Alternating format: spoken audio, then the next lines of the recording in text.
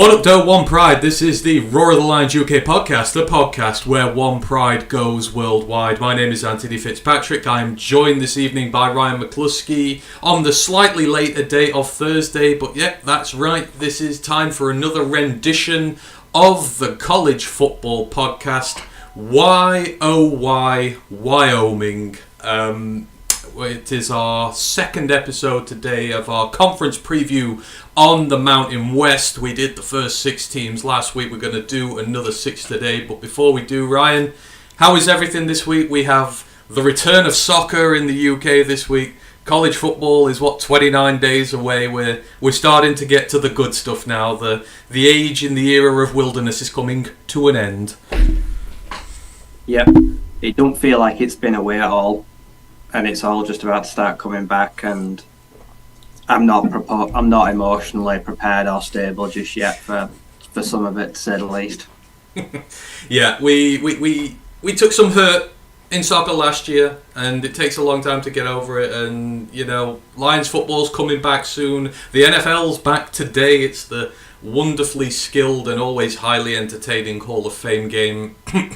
But you know, I'll take football. It's just going to be fun to be able to watch something again. Hope everybody is doing well. Thank you for joining us this evening. I see on YouTube Vash Starwin's in the building, says let's go. Brian Shook is in the building. The 2023 Detroit Lions, the battle turns into a hunt. The playoffs are our target this year, and we are going to eat them alive. Chrome is in the building, says what up, doe?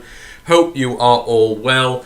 Brian says I'm the opposite. It feels like it's been years since football, since NFL football. Yeah, thankfully our sort of soccer season goes up to like June, July, so we kind of keep getting our sports fix a little bit longer. But yeah, I can imagine for the Americans when it stops, it's not pretty, and it's not like they've been able to watch baseball or anything because the Tigers have been an absolute train wreck this year. And also shout out to anyone who's watching us on Twitch as well.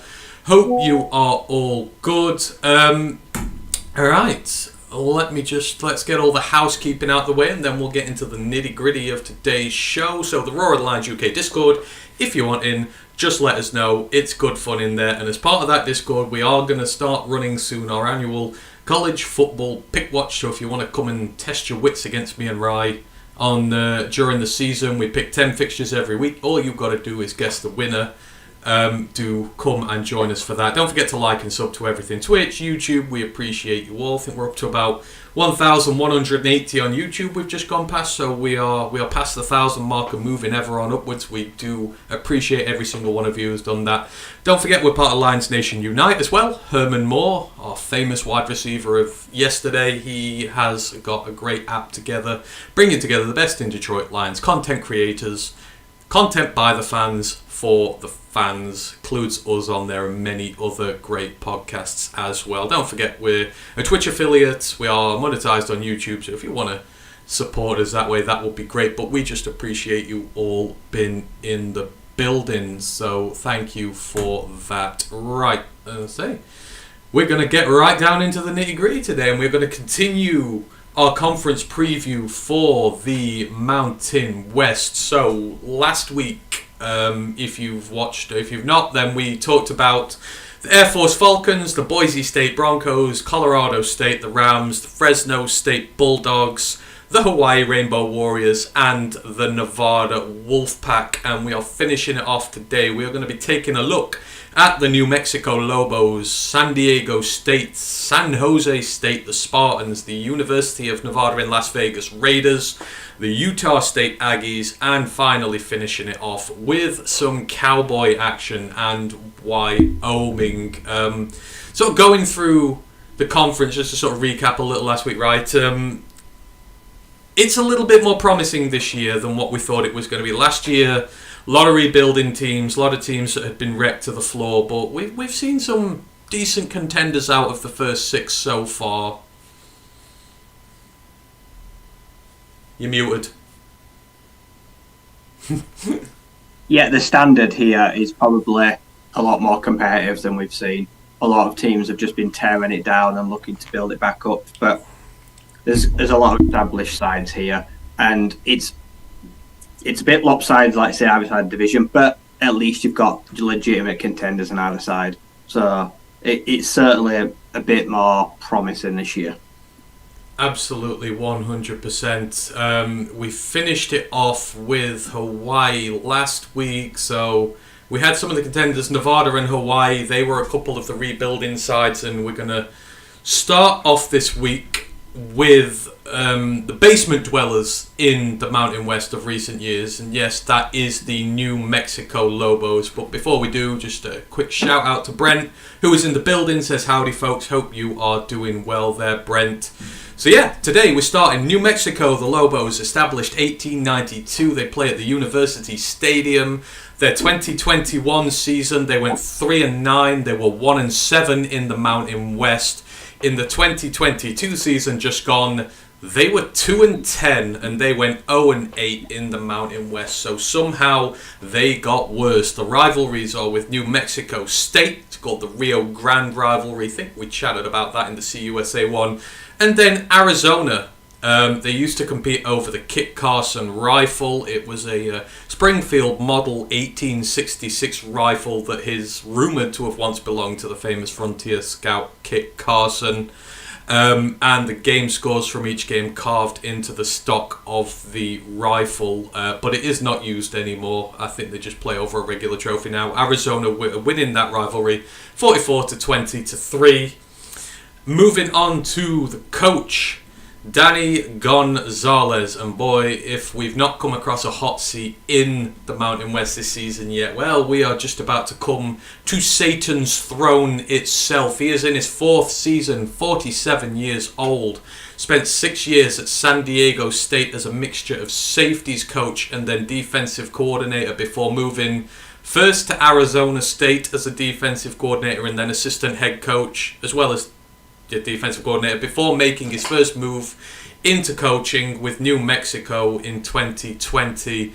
New Mexico were a bottom-feeding program when he arrived, and in his first 3 seasons, they continue to be a perennial bottom feeder of this conference. He is 7-24 overall. He is 3-20 in conference, as his conference win tally by the year. So in his 3 years, he won 2 conference games in his first year, 1 in his second year, and he didn't win any last year. So I mean, at least it can't get any worse this season. His offense scored less than 15 points in 9 of 12 games last season. So in 3/4 of all the games they played, they didn't even make it to 15 points. One more bad year, and this pretty much could be all she wrote for him. And it seems very ominous that Brian Vincent, if you remember him, the popular UAB interim head coach from last year, the players writ to the AD saying how much they wanted him as head coach to keep him on the team, and the AD said screw you all. Well, he's been appointed as offensive coordinator, and he's been allowed to bring his own quarterback with him from UAB as well. I mean, as I said there, Rye, this is Satan's throne when it comes to heat here, and it's not very good when you have an OC brought in who's just done the job as a head coach. He's very popular. He's brought his own quarterback with him. This feels very ominous for Danny Gonzalez this year if he can't start winning and start winning quickly. Oh yeah, they've brought in his heir apparent. His replacement is already in the building, and I think he knows it. The fact he's even in the job, he can consider himself pretty damn lucky. It's been dreadful so far, and there's not a lot to make me think it's going to get much better. So, yeah, at some point within the first 6 or 7 weeks of the season, it'll be Danny out, offensive coordinator. He's promoted to interim head coach, calling the players. I'd say that's a pretty safe wager. Yeah, that is, if we were doing a wager show, which we might, that would be one I'd have. He's going to be gone by week 6. At the latest, and if they've not won many games by that point. The 2022 season for them, they had wins at Maine, FCS opposition, and then versus UTEP, CUSA opposition. The losses at home to Boise State, on the road to LSU and UNLV, at home to Wyoming, away at New Mexico State, at home to Fresno State, away at Utah State and Air Force, at home to San Diego State, and away to Colorado State. The 2022 stats make Jekyll and Hyde reading, let's say. Total offense, 131st in the entire country, dead last. They only mustered up 228 yards per game of offense. On the flip side, on total defense, they were 46th. Only gave up 360 yards per game, so defense coming up clutch for them. The scoring offense was 130th in the country, second to last, only 13.1 points per game. Scoring defense was 60th. Oh, they only gave up 26 points per game, but that's double what the offense scored. The rushing offense was 101st in the nation. They only had 120 yards per game. On average, 12 touchdowns. They only averaged 3.3 yards per carry. Rushing defense was 76th. Again, nothing to be ashamed of. 157 yards per game, 19 touchdowns, 4.1 yards per carry. The passing offense, it was 128th. So they had less than 105 yards per game through the air. They had 3 passing touchdowns all season. Now, just to say, this is the lowest ranking of any team for passing offense that's not a service team. So it's just Army, Air Force and Navy below them. So they all run triple option. That's fine. Out of everybody else, worst passing offense in the country. But the passing defense was 28th in the nation, top 30. 202 yards per game they gave up, just 15 touchdowns they conceded. Sacks, they were 76th with 25. Tackles for loss, they were 90th with 62. Sacks allowed, 126th. They gave up 43. Tackles for loss allowed, they were 129th. They gave up 103 tackles for loss. Turnover margin, they were 38th. They gained 18. They lost 14. I mean, don't have to be Inspector Clouseau to figure out what happened with this team last year, right? It just had a historically garbage offense, which negated a lot of great work done by the defense. Yeah, I'm going to go on paper and say that this was the worst offense in the FBS last year. It was dreadful. Right, the 3 passing touchdowns is despicable. Less than 105 through the air is just bad. And I just feel sorry for the defense. Did it put them in positions to win games? No, but did it do its part where they didn't have to score that many points to actually win a game? Yeah. It really held opponents to pretty feasible and average scores, but the offense just could not take advantage of it whatsoever. So one side of the ball really let the other side down, and it's easy to see why they brought in an offensive coordinator who had a quarterback pretty much attached to him, because their passing games needs a serious injection of talent and production. Yeah, it was just rank all round, and like I say, poor on that defense, who for years have consistently been good whilst dealing. This has been the case for the last 3 or 4 years. Defense has been really good. Offense has just been absolutely awful. Big shout out to Lisa De Lorenzo. Hope you are doing well, Lisa. She's in the chat there on YouTube. Right, so not great last year. Let's take a look and see what this year's maybe going to look like. So the quarterback, Dylan Hopkins, 6'2", 215 pounds, former starting quarterback for the new Lobos offensive coordinator Brian Vincent while at UAB. He was 7-3 as a starter with the Blazers. He had 4,470 passing yards in 3 years in Birmingham with 31 touchdowns and 16 picks. Accuracy is decent at 62.5%, 737 rushing yards on the ground, but he's only really a part-time rushing QB when the situation calls for it. The numbers are steady, not spectacular, but I mean, at this point, New Mexico might be ready to kill for someone like that. He's got existing chemistry with the offensive coordinator, big bonus. Vincent is likely going to have a big say on how the offense is run because Danny Gonzalez himself is a defensively minded coach. But I mean, for New Mexico stature, Dylan Hopkins, he looked good in a UAB uniform last year, and he performed really well on a team that made a bowl game. It's a decent coup for them, although obviously he's come with the OC as opposed to being gotten any other way. But yeah, it's good quarterback. Yep, he's a very serviceable starter. He's got good chemistry. We're going to find out we're going to see what he's really made of, because he's coming into, like I say, a totally different scenario with an offensive line that was dreadful in pass pro, gave up all those sacks. So we're really going to see how good he is and how good his relationship is with the offensive coordinator, because he's got a hell of a job on his hands. But it's one position right now on paper they don't have to worry about, and that probably will go a long way to helping them. Yeah, absolutely. It's a good starting point for them on there. Yes, we are both very well, thank you, Lisa. And again, thank you for joining us. The season preview in general, so yeah, by hook or by crook, they've got to start winning again if Gonzalez wants to see year 5. This is not a teardown like Nevada and Hawaii, where the head coach deserves time to steady a sinking ship. This is year 4 of a rebuild, and it's even further behind than where Hawaii and Nevada are now. The offense, as I say, has been amongst the very worst in the nation for multiple years now, needs substantial improvement. Brian Vincent is a great place to start at offensive coordinator, and giving him the QB who he has won with before is an even better place to start.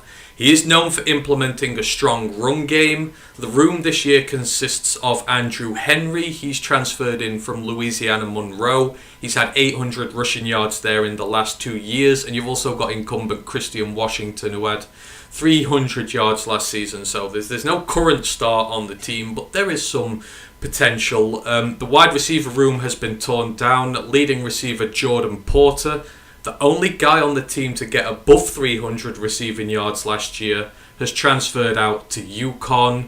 But the leader in receptions, Luke Wysong, is back. He's joined by a definitive smorgasbord of portal acquisitions. So you've got Caleb Medford, who's come in from TCU. He is a 6'3" outside receiving option who is yet to see the field. You've got Caden Pope, who's arrived from Miss State, also looking for an opportunity. You've got Jeremiah Hickson. He's making the move up to the FBS after grinding for 5 years at Alabama State. He's got 1,500 receiving yards. Primarily plays in the slot, but also outside when needed. They've got DJ Washington. He's a 6'5" volume catching monster out of JUCO, so hopefully he makes a step up. And then you've got Magnus Gears, who's come in from Temple. He's tight end as well. So Gonzalez is trying to create as much depth as possible to try and at least hit on a couple of these guys for the new QB. The offensive line is in flux. It was one of the worst in college football last year, and it's losing 50% of its snaps this year. And their right tackle has been converted to the defensive line, so it's inexperienced and lacking true talent right now at all, and they've not really attacked it in the portal either. Defense has been the star of this team for the last few years, allowing them to win games despite consistently putting out a god-awful offense. But if you're looking for respite here for this year's team, there's none to be found. So the big news over the off-season for them, Rocky Long, the defensive coordinator, is gone. He is highly respected in this program. He was head coach there not so long ago before staying on as the defensive coordinator, and he has consistently overachieved with the talent at his disposal. He got a job to be the defensive coordinator at Syracuse in a much-deserved Power 5 promotion for him, so I'm looking forward to seeing the work he does at Syracuse this year. And the talent is gone as well. New Mexico are 133rd in returning production on defense this year. That's dead last, even with all the new commits coming up from the FCS. They're bringing back a measly 28% of their production from 2023. Troy Reffett is the new DC. He was the team's cornerbacks coach prior to this, and he has actually been responsible for developing some of the team's best players. There are parts left to start building from. They do have a good interior D-line duo on the interior with Kyler Drake and Bryce Santana, but they are crying out for edge rushers. There's no one there at the minute. Minor rotational edge Gabriel Lopez has been drafted in from Washington State, but outside of that, it's mainly JUCO guys coming in to compete. So the question marks are big. They've lost their star linebacker Cody Moon. He's transferred away in conference to San Diego State, which is a big loss for them. Rest of the linebacker core is back, but they all had injury issues last season, and they're going to be taking a lot of punishment this year. So can they hold up to it? The talented secondary that powered the 28th ranked passing defense has been plundered. Safety Ronald Wilson has gone to Incarnate Word. AJ Halsey has gone to Houston. AJ Odoms has gone to UTEP. They do have a few pieces. Dante Martin is in there. They've gotten a fringe player from TCU, Diaco Perkins McAllister. But there's a lot of talent that needs replacing. I mean, the schedule gives them an opening, but you start slow and this season's going to be over real quick. It's not looking good for them this year. Rocky Long is the reason they have been relevant like at all the last few years because of the defenses he's put out. He's gone. The talent's gone. This could get really messy for them this year if they start off bad. Yeah, it sounds like this year they're going to have to try flip it and get all these new portal players on the offense, all the new shiny toys and the quarterback to try put up some good points. But they've lost 50% of what was already a bad offensive line. So the offense is going to purely come down to offensive line play. And then a defense that was very admirable in what it did, trying to prop them up, has been gutted and lost its defensive coordinator. So on both sides of the ball, just huge question marks. It'll either be a really surprising season or it'll be the worst season Danny Gonzalez has had as head coach. Yeah. It doesn't seem like there's going to be much middle ground.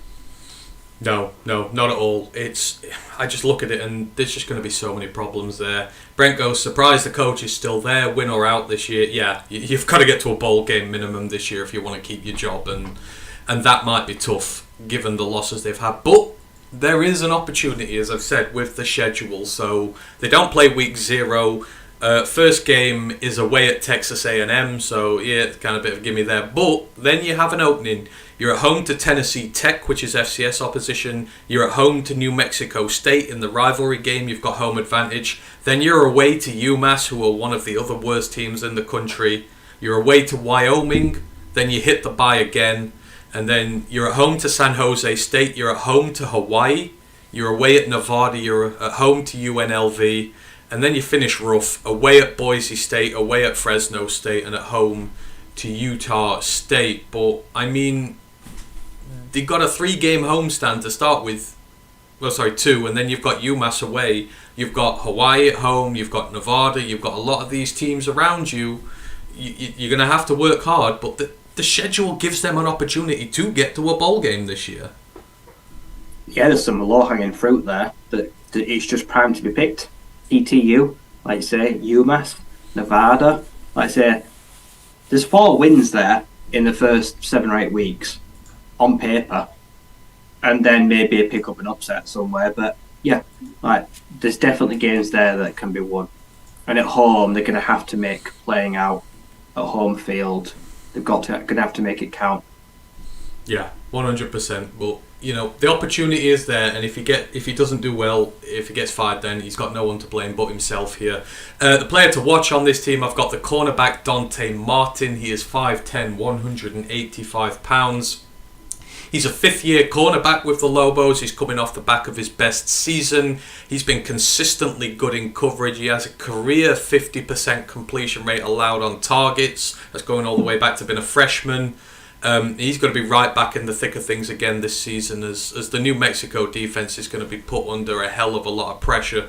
And he does have pass rushing upside to him as well. So Dante Martin is going to be the guy to watch there. It is going to be a tough season all round to New Mexico. Let me just put my light on. I'm getting a little dark. Right, let's move on to slightly warmer and better climes now. So next we are going to take a look at the San Diego State Aztecs, established 1921. They play at the Snapdragon Stadium. The 2021 season, they went 12-2. They were 7-1 in the Mountain West, and they were champions of the Western Conference, not the Mountain West, but they won the Western Division.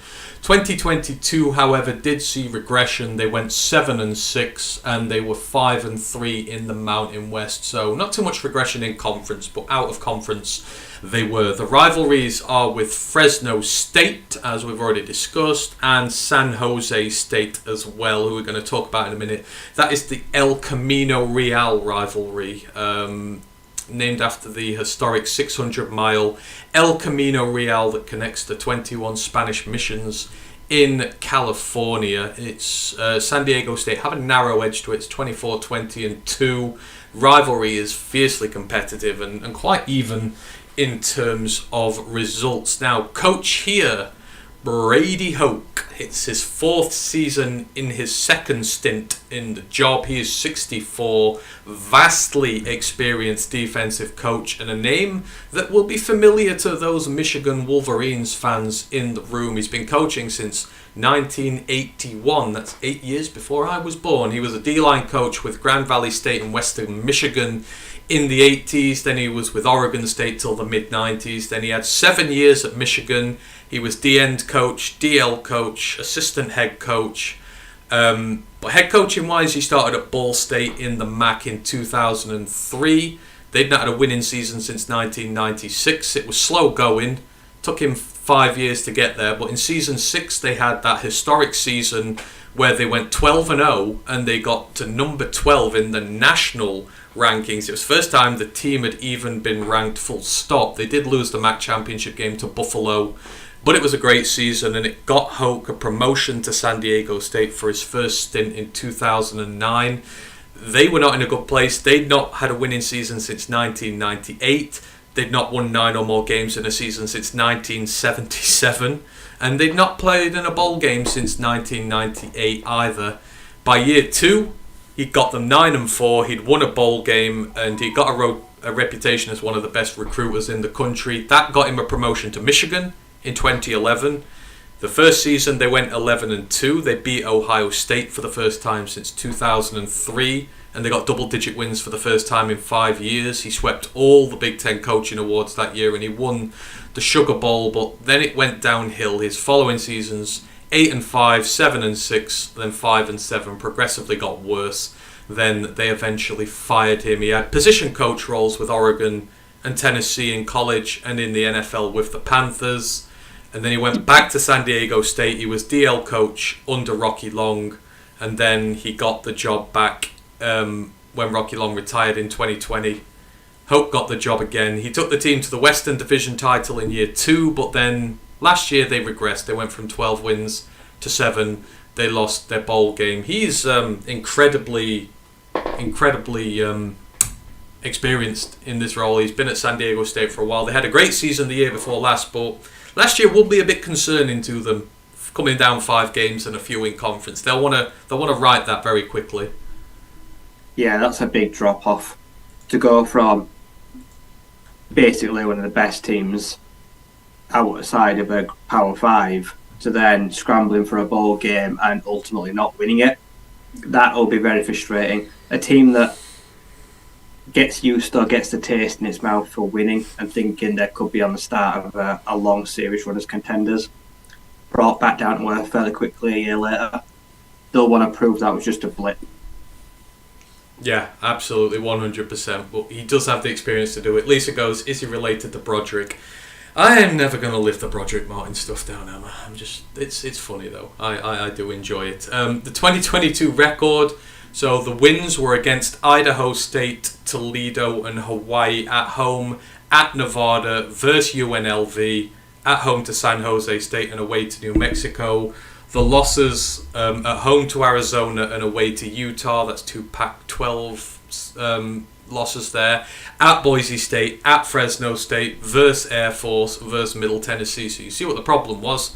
They lost to they beat all the easy teams and they lost to all the good teams. So they were just a real definition of a middling team that year. And then they lost to Middle Tennessee in the bowl game as well. Now, again, Ryan, no need to have your Inspector Clouseau hat on here to understand where they went wrong. Total offense, 114th, just 324 yards per game of offense. Total defense, 16th in the nation, 322.7 yards per game they gave up. The scoring offense was 108th. They had 21.5 points per game. The scoring defense was 19th. They only gave up 20.5 points per game, so despite having the 108th best scoring offense in the country, they still scored more points than the defense gave up. The rushing offense was 72nd, so not bad, 143 yards per game, just 11 touchdowns, 3.9 yards per carry. The rushing defense was 20th, 113 yards per game. That's all they gave up on the ground, and they gave up less than 3.4 yards per carry, just 13 touchdowns. The passing offense was 117th, just 181 yards through the air a game, 15 touchdowns. The passing defense was 39th. They gave up 208 yards a game and 21 touchdowns. In terms of sacks, they were 24th with 36. Tackles for loss, also 24th with 89. Sacks allowed, they were 65th. They gave up 27. And tackles for loss allowed, they were 103rd. They gave up 87 on the season. And turnover margin, they were 101st. They got 20 turnovers, but they lost 25 turnovers. Ryan, again, not hard. Elite defense, which is what San Diego State is known for every single year, but the offense just did not come to the party with them, and that's why they struggled. Yep, very underwhelming offense. They'd get the ball back, the defense would go get them the ball, I'd hold the team to a field goal, and they'd give it right back, or they'd go 3 and out and punt. Very frustrating for a defensive coordinator and a defense that is on the field so often and yet consistently produce really well. Yet the offense just could not generate enough to not be average. Yeah, and it all came down to the quarterback situation, and an old enemy of ours on here. He's not there this year, but the quarterback this year, looking towards 2023 for them, will be Jalen Maiden. He is 6'3", 220 pounds. It's his 4th year in college. It's his 3rd year at San Diego State, and it is his first as a true starter. So last year, Braxton Burmeister started for San Diego State. We warned them during the preview last year not to make that mistake, but they didn't listen. He was nothing short of horrific. Get this right, they had less than 70 passing yards in 4 of the 5 games that he played, and he got pulled after 5 games. Maiden started for the rest of the season. He threw for 2,030 yards. I put 2 touchdowns here, but I think that's 12. 12 touchdowns, 10 interceptions, with a passing completion a smidge under 60%. He rushed for 300 plus yards on the ground with 3 touchdowns, had 5 fumbles as well. The numbers are average and the turnovers are a little on the high side, but get this. Week 4, he just played a full game at strong safety as the team was transitioning him into a DB before Burmeister collapsed. So he actually did a pretty good job of pulling them back up to bowl contention. Now you've got a full off season running the offense.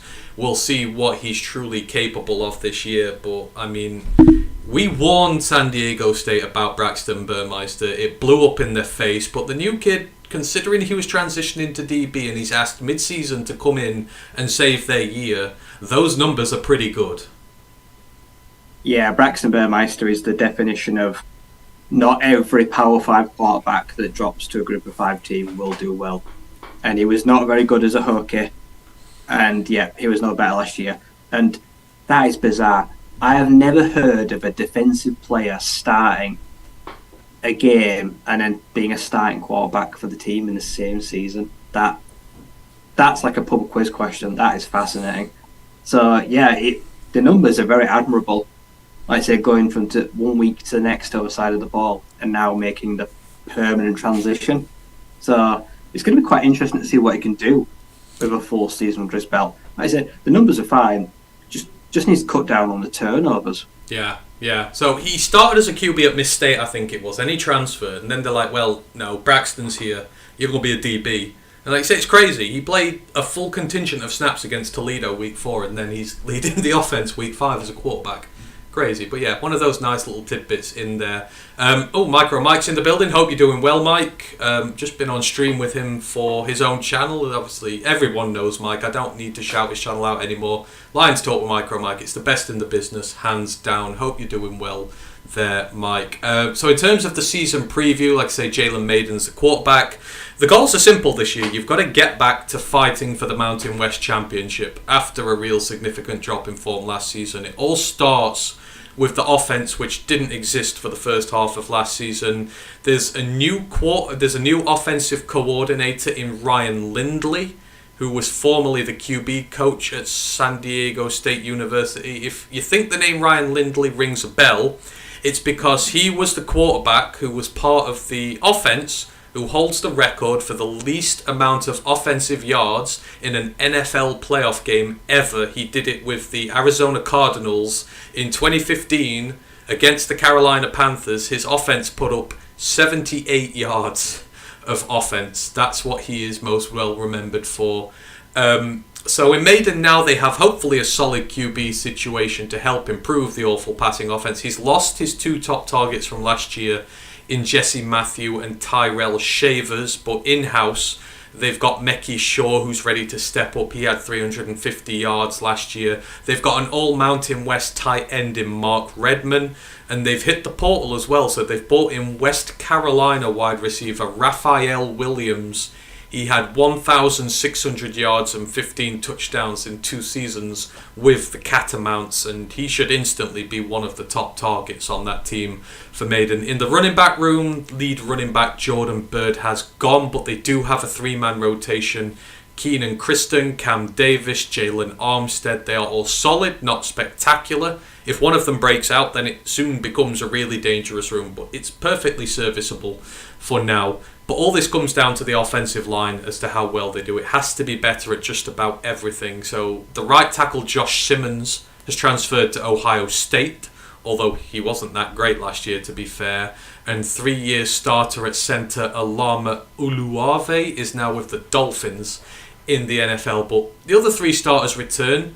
They're fronted by star left guard Cade Bennett. He didn't give up a sack or a quarterback hit in 367 pass blocking snaps last year, and they have the enormous 6'9" left tackle Christian Jones. I would have to look up at him. I'm a big fella, but he is huge and he is good. So they've got a lot of in-house depth who have just sort of gone through freshman and sophomore years. So the plan is to now put their own guys up into this new offensive line rather than bring portal guys in. So we'll see how that does. The defense has always been the star of San Diego State teams, though. It is undergoing a huge amount of turnover this year, but don't ever bet against it.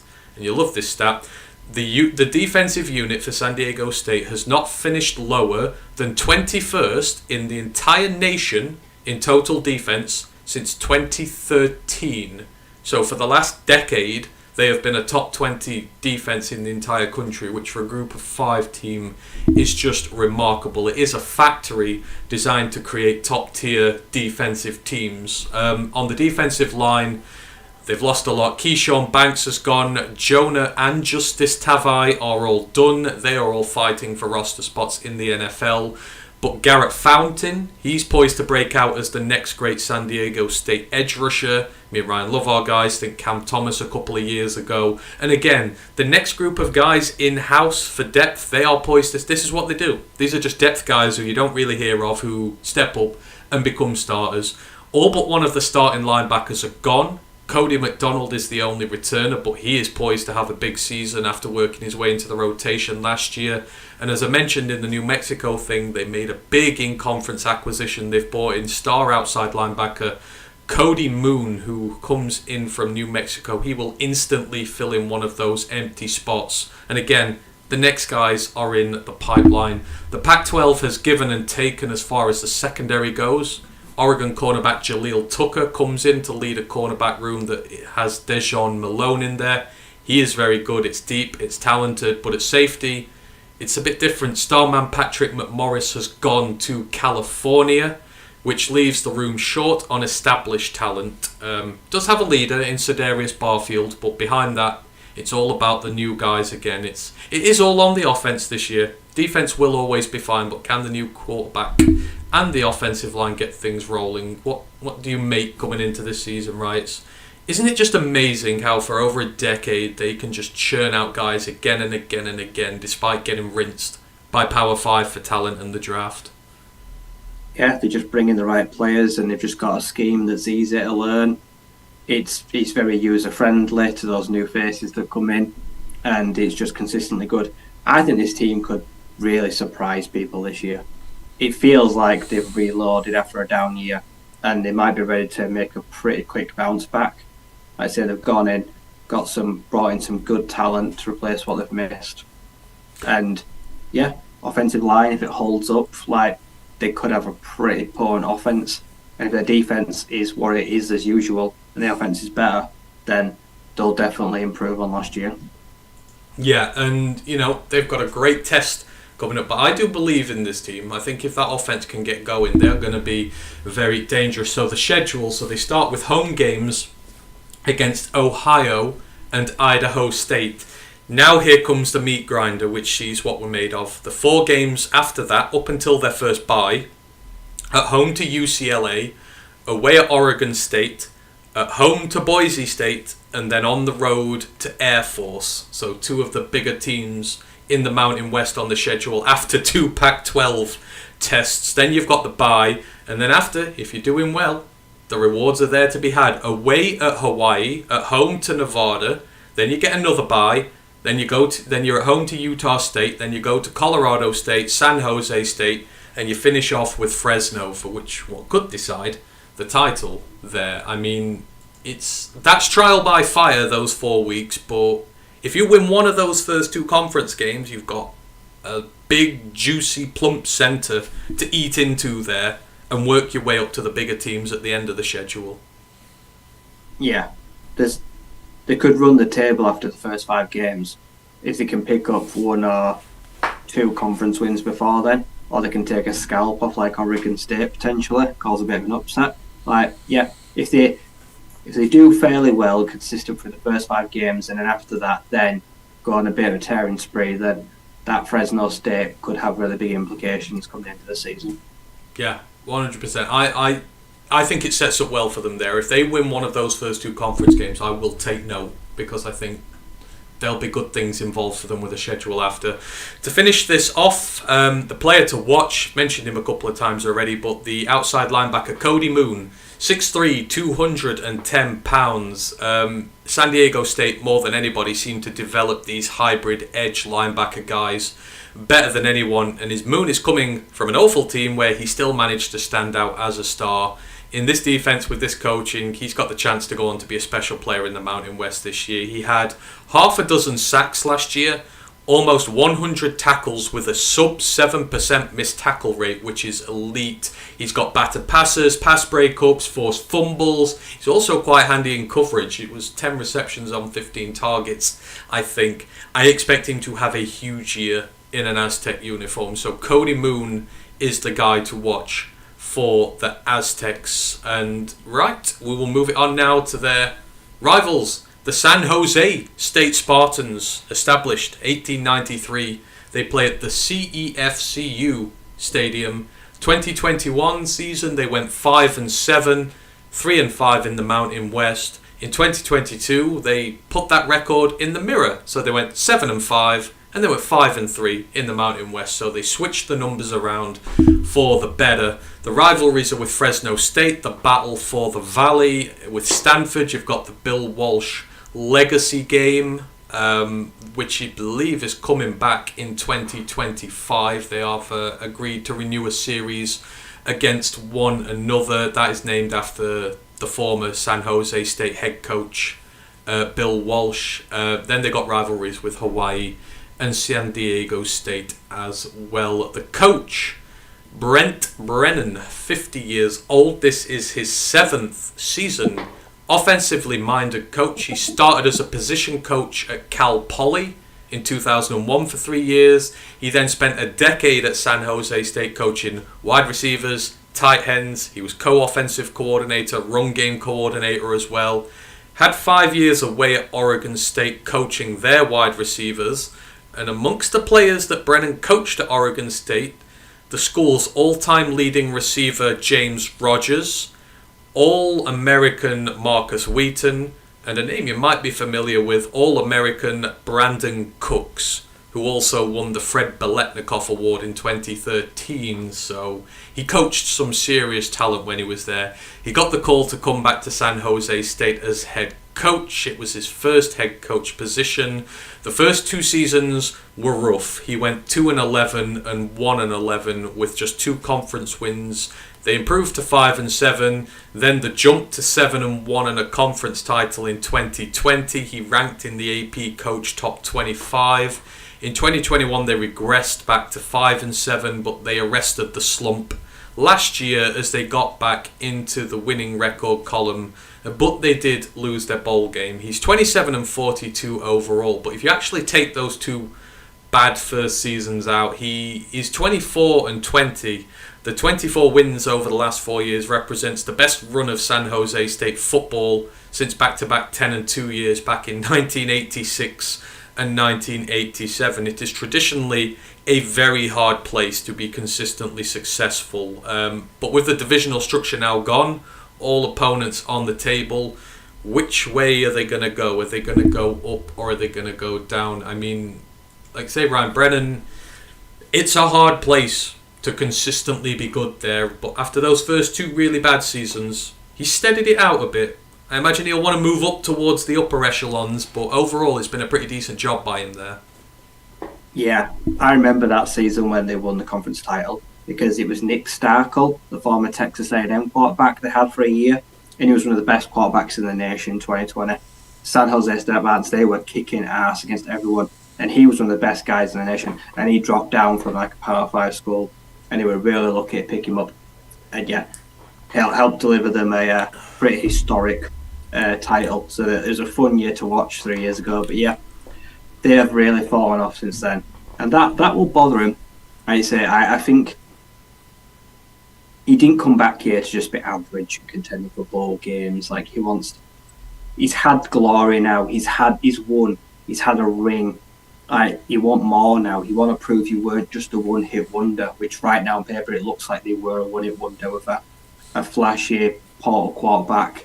But they need to prove they're more than that, and there's a bit more substance to it. So this feels like quite a big year for him to prove that he can deliver on a consistent basis. Yeah, I mean, you think of the parallels with Eastern Michigan here. Head coach succeeding somewhere where he shouldn't, looking to hit the top echelons now. So there's some similarities there.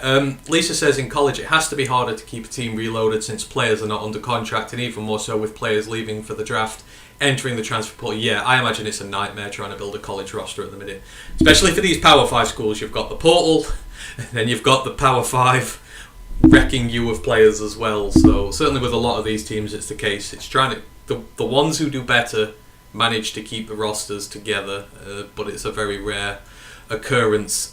So the 2022 season, the wins at home to Portland State and Western Michigan, away at Wyoming, and then at home to UNLV, Nevada, Colorado State, and Hawaii.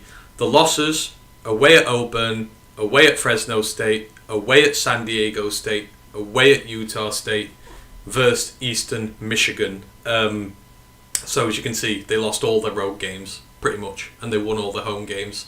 They did have one postponed, though, the away game to New Mexico State, and that was due to the unfortunate tragic death of their freshman running back Camden McWright on the morning of the game. So no doubt that'll have impacted them. Rest in peace to him, bless him. It was on the morning of the game, so they had that game cancelled. The 2022 stats, the total offense was 84th. 370 yards per game, just under. Total defense 33rd, so they gave up less than 340 yards per game. The scoring offense was 72nd, so better than the total there. 27.4 points per game on average they scored. And the scoring defense, even better, 30th, just 22 points per game they gave up. The rushing offense, 123rd. They had just 95 yards per game on the ground. But they did have 19 touchdowns, which is a lot. But they went at 3.3 yards per carry. The rushing defense, top 30. They were 29th overall, just 122 yards given up, 15 touchdowns. And they only gave up 3.24 yards per carry on the ground. Very impressive. The passing offense, on the other hand, 25th. 272.5 yards per game, 23 touchdowns through the air. The passing defense was 52nd, so 217 yards per game, 15 touchdowns. They were 7th in the nation in sacks with 39. They were 14th on tackles for loss with 86. But sacks allowed, they were 123rd with 42. And they were 87th on tackles for loss allowed with 75. However, turnover margin, they were 6th in the nation overall. They gained 20 turnovers and they lost 9. So the turnover margins worked out by average per game of how many you win or lose. So, I mean, very disciplined with the ball, Ryan. Again, this is kind of like San Jose. A near elite defense holding up an offense which is not quite fulfilling its part of the bargain. Yeah, there's some really good stats there. Like I say, they generate sacks, they got tackles for loss through the air, a lot of touchdowns, rushing offense, no real yards, but the goal line, they're punching it in. Never give the ball away. It's their mentality, isn't it? What is it with teams that can win all the games at home and then go on the road and they can't get the job done? Like, no changes. It's a mental issue with this team because all those stats there should accumulate way more than 7 wins. That's a 9-10 win team, but they've just got an issue wherever they leave that silly name stadium. Yeah. The away form you've got to do better, and you've got to travel to some lengthy travel in the Mountain West, but you've got to do better. But it's the rushing offense that sticks out. I mean, you're 123rd, and yet your passing offense is 25th. You've got to get the balance right on offense there. But there are a lot of building blocks in place for this team, no more so than at quarterback, and they may have the best quarterback in the Mountain West possibly this year. Chevan Cordero, we know him well, 6'1", 196 pounds. The Hawaii transfer, he is in red hot form at the minute. He had a great last year with the Rainbow Warriors in 21. He had a great first year as a Spartan. So despite the fact he got sacked over 40 times, he threw for 3,245 yards with over 60% completion, 23 touchdowns, just 6 picks. He also rushed for 548 yards with 9 touchdowns rushing, and he had just 4 fumbles. Like I say, with Hayner gone, he might well be the gold standard at quarterback in the Mountain West right now, and he is poised to have another big year. And long term as well for the Spartans, they've just brought in former 4-star recruit Jay Butterfield from Oregon, so the future looks bright with Cordero this year and with Butterfield beyond that. But he's in form at the minute, and if he comes to the party again, this could be a very dangerous offense if they can fix that run game. Oh yeah, he could have entered the portal and gone to a Power 5 school. No doubt about it. I think he could have found a new home if he wanted to. But he stayed home, stayed loyal, and yeah, he should be trying to match Green at Boise State at being the best quarterback in the Mountain West. It feels like it's going to be a battle between them two guys, and we've seen that he can do it. This offense is a one-man offense, and he basically had to do it all last year, and that's ultimately why they failed and struggled, because he just didn't get enough help. So yeah, I expect him, if they keep him healthy, because yeah, he takes way too many hits, that offensive line, pulling him out to dry. They're going to have to protect him way better, or he just won't stay on the field long. But yeah, let him do his thing, keep him protected, and he will tear the league up. Oh, 100%. To put up the numbers he did last year under so much pressure all the time and to keep such good control of the ball in terms of turnovers. Yeah, Cordero's going to be big this year. And in terms of the season preview in general for the Spartans, so like I said, the mid-table of the Mountain West is fast getting crowded. San Jose, they need to start pulling themselves up so that they don't get drowned underneath it. The offense needs to find more balance, but it is bringing back over 81% of last year's production, so it is going to be experienced, and with Cordero leading it, it's going to be dangerous. The offensive line, as Ryan mentioned, needs to take big steps forward, but this is a rarity. It is bringing back 100% of last year's snaps. That's not just the 5 starters, that's everybody who took a rep on the offensive line last year. Every single snap is accounted for, so from a continuity point at least, it's going to help a whole lot. There are some young guys in there. They've got a big anchor at centre in Antony Pardue. He is really good. They'll have a bounce back year now that the familiarity is there with them all. The running game needs to contribute a lot more though to complement the fierce passing attack, but this does go hand in hand with the O-line performance. Personnel-wise, they do have what they need. So leading rusher Kyrie Robinson is back. He had 750 yards and 10 touchdowns last season. Cordero himself is a bona fide dual threat at quarterback, and they've also gone down into the FCS. They've taken very talented back Quali Conley out of the portal. He had a 1,000-yard season at Utah Tech last year. He's making the jump up to the FBS with a point to prove. In terms of the wide receivers, star wide receiver Elijah Cooks is now in the NFL. But wide receiver 2 Justin Lockhart is back, as is all the depth behind him that ate from the passing of Cordero last season. And they've got a really good all-round tight end in Dominic Mazzotti to rely on as well. So again, they're pretty well set there. Last year's defense that performed so well has been ransacked though. So the 2-star D linemen are gone. Junior Fahoku was drafted by the Cowboys. Cade Hall has retired from football altogether. So the entire front line is going to be built around the interior D lineman Sawani Toa. But while starters are not worrying them, it's the depth after that may be a problem, because all the depth guys are now getting elevated into starter roles, so they need to find the depth guys who are going to come in behind them. The linebacker room is stacked though. All its starters are back. You've got Byron Parnham, Jordan Pollard, Jordan Cobbs, and they've brought in a big Power 5 transfer in Henry Ikahihifo. He's from California. He gives the room even further depth. The secondary is the defense's big strength though. You've got Trey Jenkins and Chase Williams. They form one of the conference's best safety duos. And you've got a corner room that's stacked full of depth as well, and that has also been complemented out of the transfer portal by DJ Harvey, who comes with Power 5 experience from Virginia Tech. So it's kind of the trenches for them this year. If they can replenish the D-line and see even moderate improvement on the offensive line, these could be a real dangerous dark horse this year, right? Yep, I think if you get the team with the best quarterback potential in the conference, I think these are the front. On paper, I think they're the front runners to win, to potentially upset the apple cart and make a shot at the title game. Like I say, they've got big playmakers on both sides of the ball. They've got weapons. They've got a good tight end. They've got the best quarterback. They've got good defensive backs. So they're pretty much set on both ends of the field. Yeah, it's going to be trench warfare where it comes down to it. Returning 100% of production on offensive line that lets quarterback get it so often, we're going to see if that's a good thing or a bad thing. Bringing them all back might not be a good thing, but we're going to find out pretty quickly how much they've learned and how much they've gelled together. But yeah, this is one of them teams you don't want to play. That they could wreck your season. They could really be a banana skin. So yeah, these are certainly the team to talk about that we're talking about today. They're going to be the team to watch. Yeah, absolutely.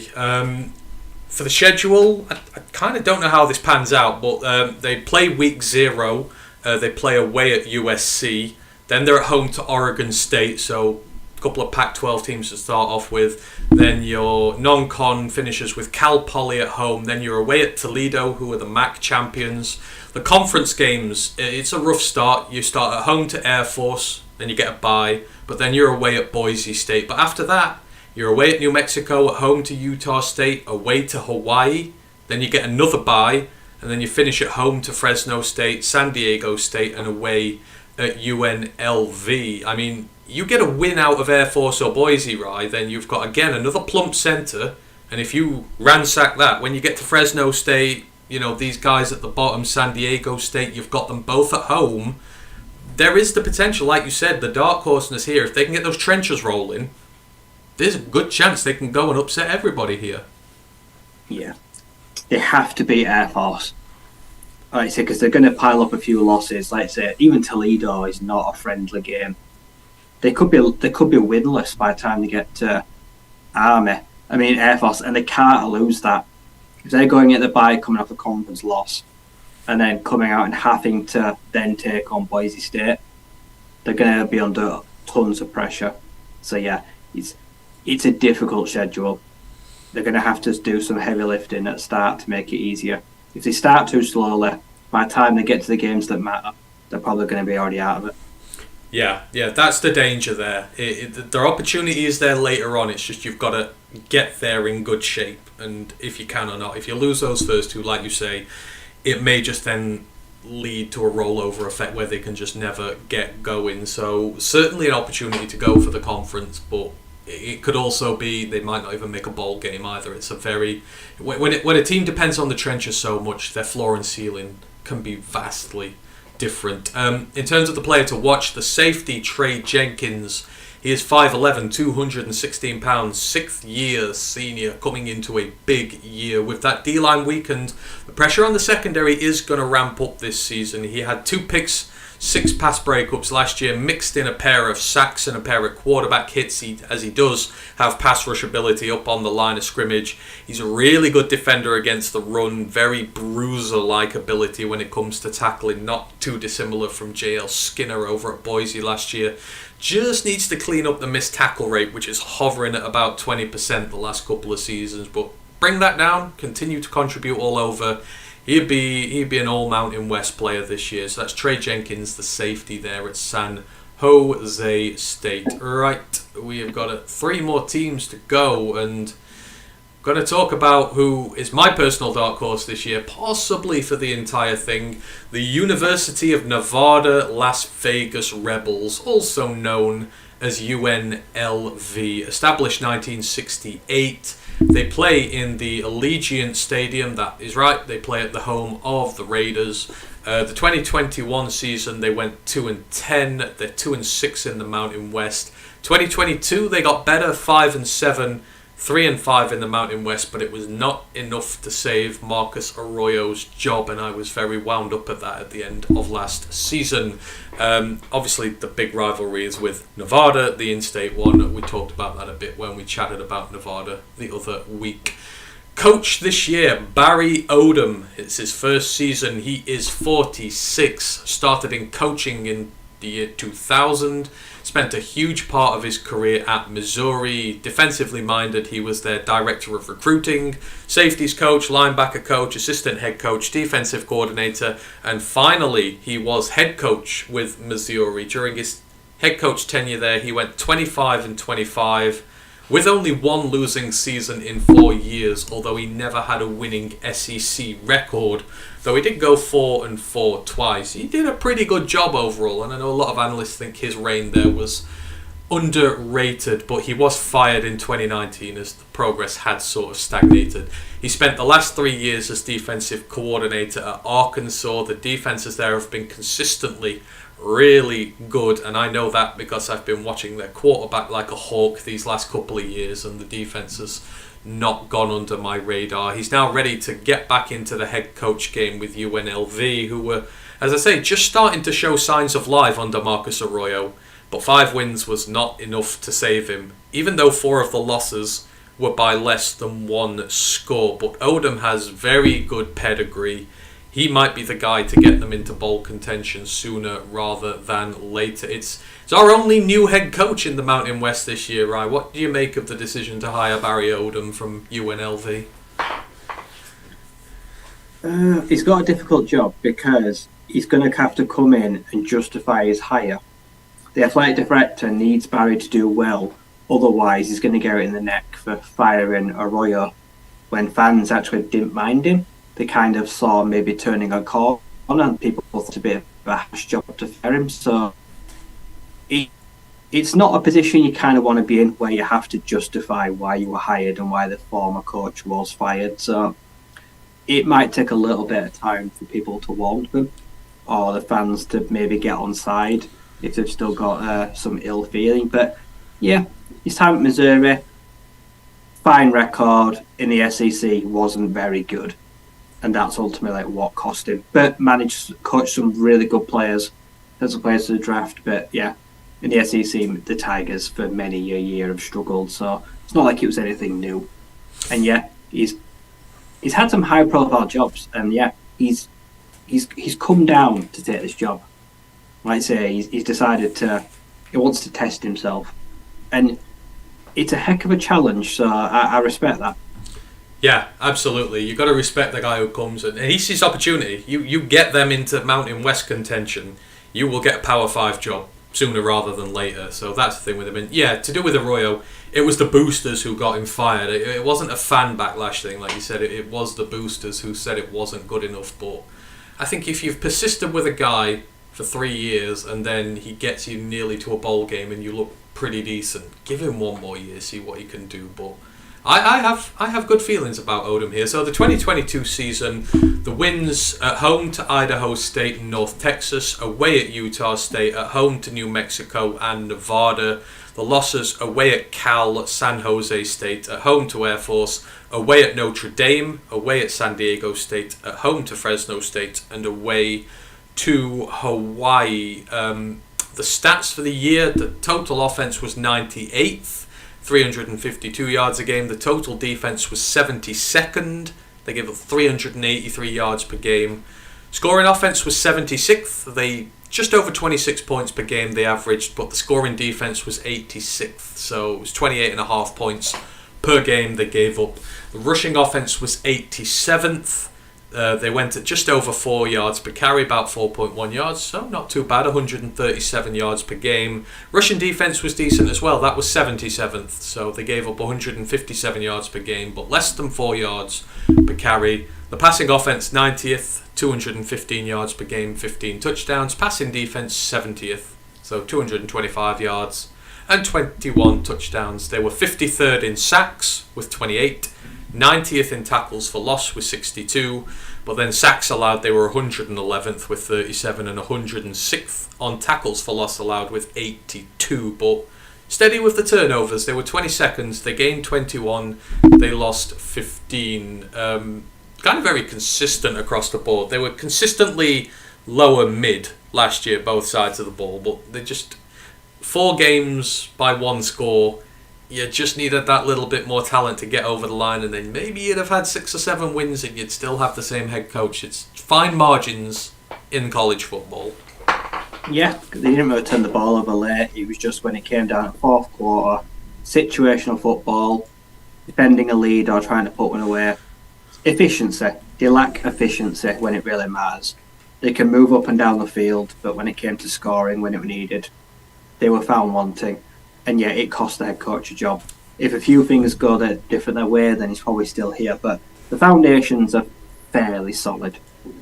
Yeah, absolutely. We'll talk about the preview in a minute, but the turnover's not too bad for them this year. So we'll talk about 2023. The quarterback. Now, this is like this is my group of 5 KJ. I really like this guy down low. So Doug Brumfield is the quarterback here, or probably is this year. He's 6'6", 225 pounds. Last year he beat out former 5-star recruit Harrison Bailey, who chickened off and went to, I think it was like Louisville or something this year. He's just never going to get a starting job anywhere. And he also beat out Cameron Friel, who was coming off a freshman season as starter in 2021. So he beat the incumbent starter and the presumed starter last year.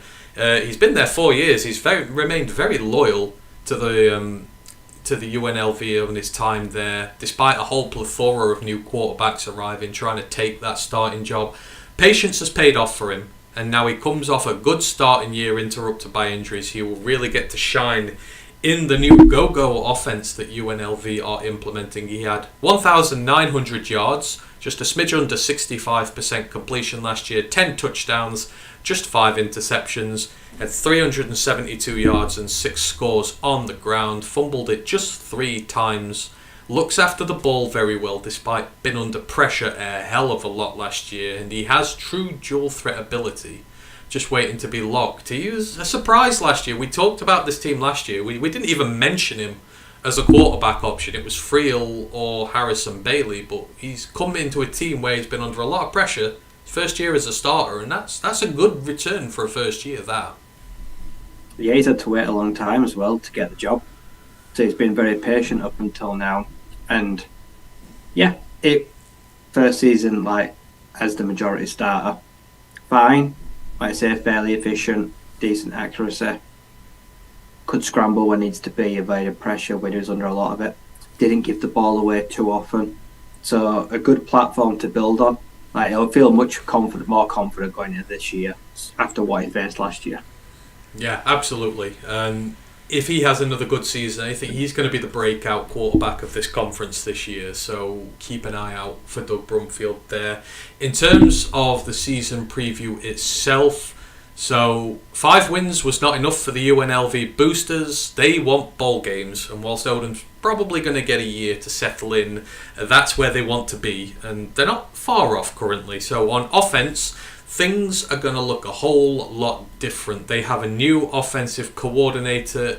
It was meant to be, what's his face? Who was the one who chickened off to Texas A&M very quickly? Petrino. It was meant to be Bobby Petrino.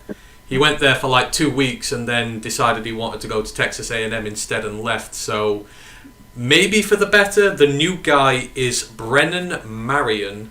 So very interesting history for him. He had 3 years of offensive coordinator work in the FCS, first with Howard and then William and Mary, and it was here where he developed his own offense, which is known as the go-go offense. It incorporates principles of old school triple option offense, but with modern spread concepts. So like we were talking about with Army a few weeks ago when we talked about them, it's running the triple option, a ball a lot, but you've got a spread offense as well. It's really quite an intriguing brand of football to watch. He was also wide receivers coach at Pittsburgh when Jordan Addison had his breakout 1,600 yard receiving season. He is highly experienced developing receivers. They have the dual threat quarterback in Brumfield required to run the go-go as well, which is going to be big for them.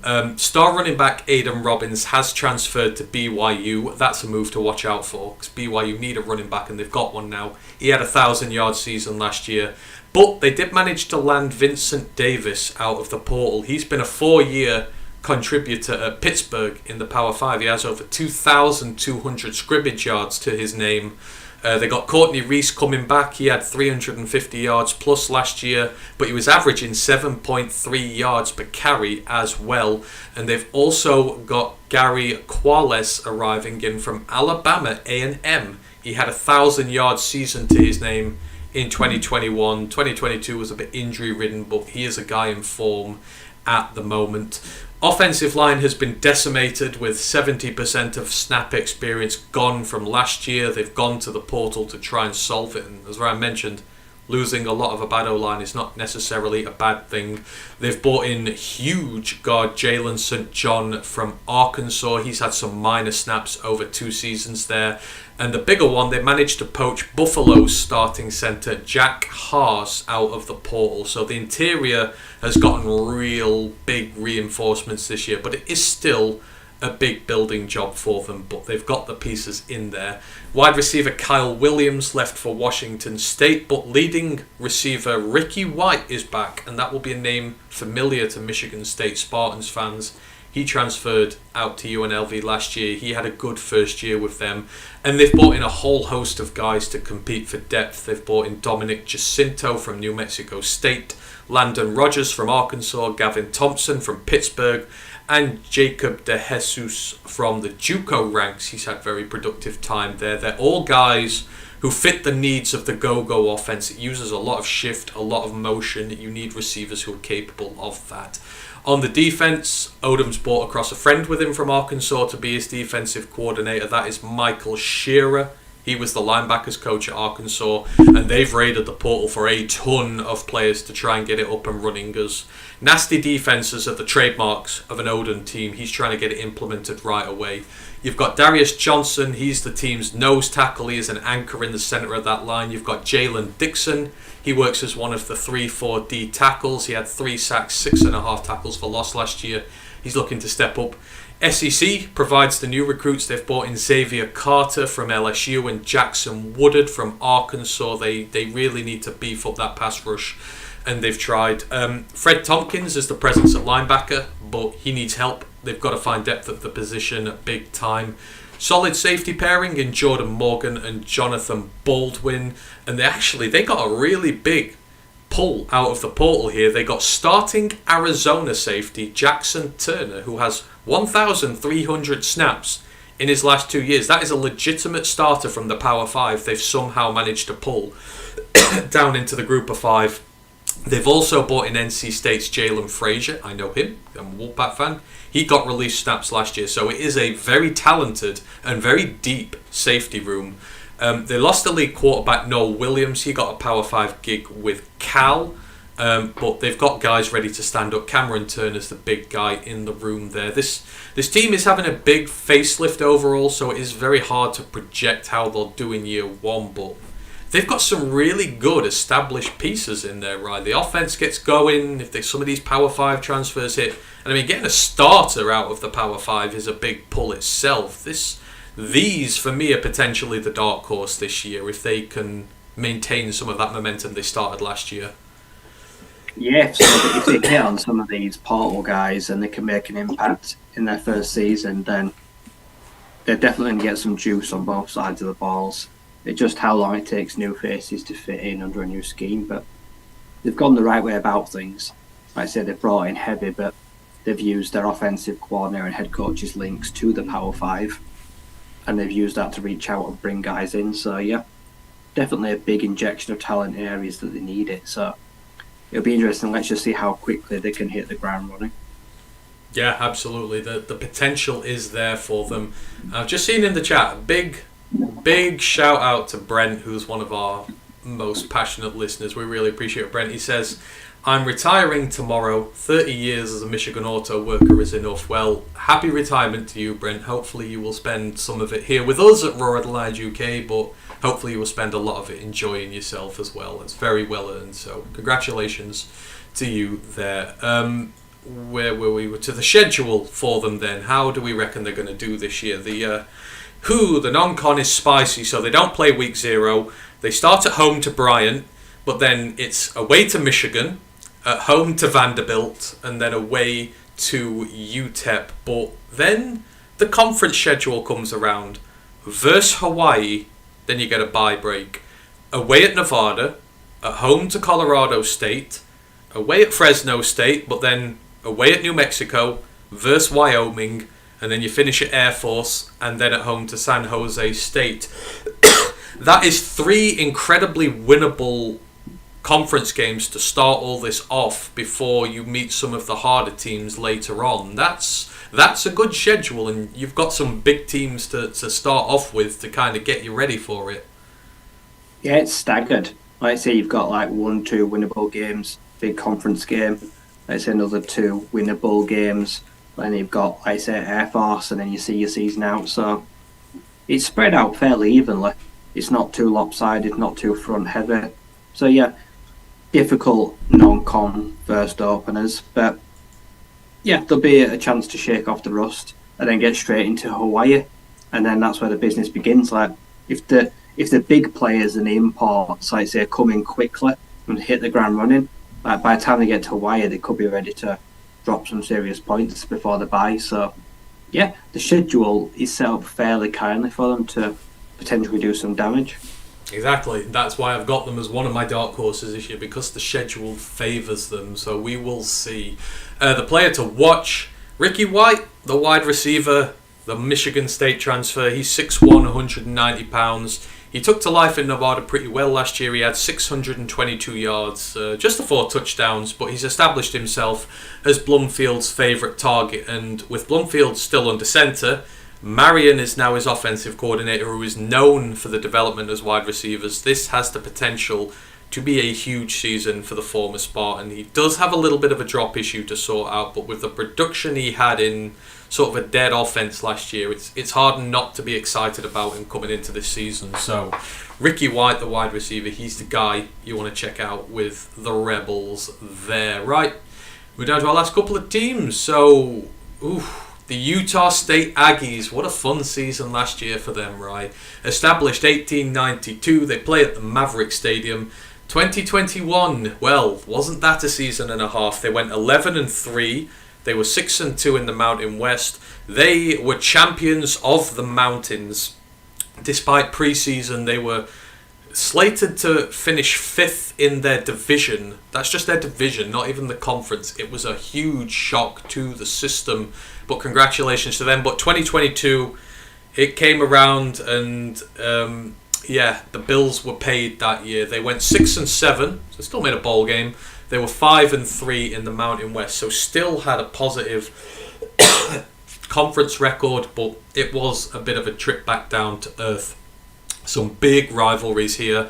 BYU, the old wagon wheel. This is the third leg of the Holy War rivalry. You've got the Holy War rivalry between Utah, BYU. You've got the wagon wheel between Utah State and BYU. It's all based around the Church of Latter-day Saints, of which BU is run by. Utah State has a large Latter-day Saints student population. A lot of families are sort of split loyalties between the two universities. So, it used to be a really big thing. They used to meet on the first Friday of October. That's a big day on the Latter-day Saints calendar. BYU lead the series 50-37-3, and the trophy is a big old wagon wheel, like a real life-size wagon wheel. Utah, it's the Battle of the Brothers, that is on hold.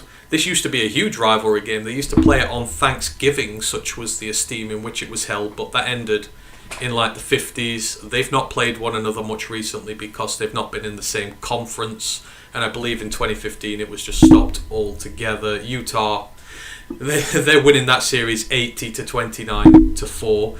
And then the third major one you've got is Wyoming. It's called Bridger's Battle. It's one of the oldest rivalries for both schools. It was named after American frontiersman Jim Bridger, who spent much of his career in the region apparently. 50 cal Rocky Mountain Hawken rifle was announced as the trophy for the rivalry, which is considered to be the weapon that Bridger carried back in the days. Utah State leads that 40-28-4. Coach Blake Anderson, what a first 2 seasons he has had. He is in his third season now. He's 54. Offensively minded coach. He's coached quarterbacks, wide receivers, running backs. He's been an offensive coordinator, run game coordinator at a variety of teams before getting his first head coach job at Arkansas State in 2014. In 6 of 7 seasons, he had winning records, with the odd one out being his last season. In that time, he took them to a bowl game every season. He managed to win 2 of them. He won 3 conference titles. He won 1 Sun Belt championship. It was incredibly impressive achievements, especially if you listened to our CUSA preview not so long ago. You'll understand how much that team has fallen on hard times since he left. He took over a team here that had gone 1-5 in the COVID-shortened year, and as I said, they were predicted to finish 5th in their conference, not just the league, in the division, not just the league. But instead, he took them all the way to the Mountain West Championship. And to add even more icing on the cake, they won their bowl game against Oregon State, which was a Power 5 scalp in a bowl game. So not just a championship, but a bowl game with a Power 5 scalp. But last year, back down to earth a little bit, they had an unconvincing opening day win over UConn. Then they lost 55-0 to Alabama. Then they got whooped on their home ground by Weber State, who are an FCS team. That was 35-7, and we covered that extensively on the podcast last year. They started 3-5 overall, and they never ever looked like retaining the Mountain West last year. They did win 3 of the final 4 to finish the season with some momentum, but they finished off losing the bowl game. They were another team who had quarterback troubles last year. They used 4 quarterbacks altogether. But what is year 3 going to look like for them, Ryan? Is it going to be year 1's champions, or is it going to be disorganised rabble of year 2? It's been a fun journey for Blake Anderson so far. Yeah, year 1 was like the fairy tale. Last year was, well, they were still pissed. It was just a hangover year, wasn't it? Like, it started dreadfully. That huge embarrassing upset. Unconvincing wins to finish out the season.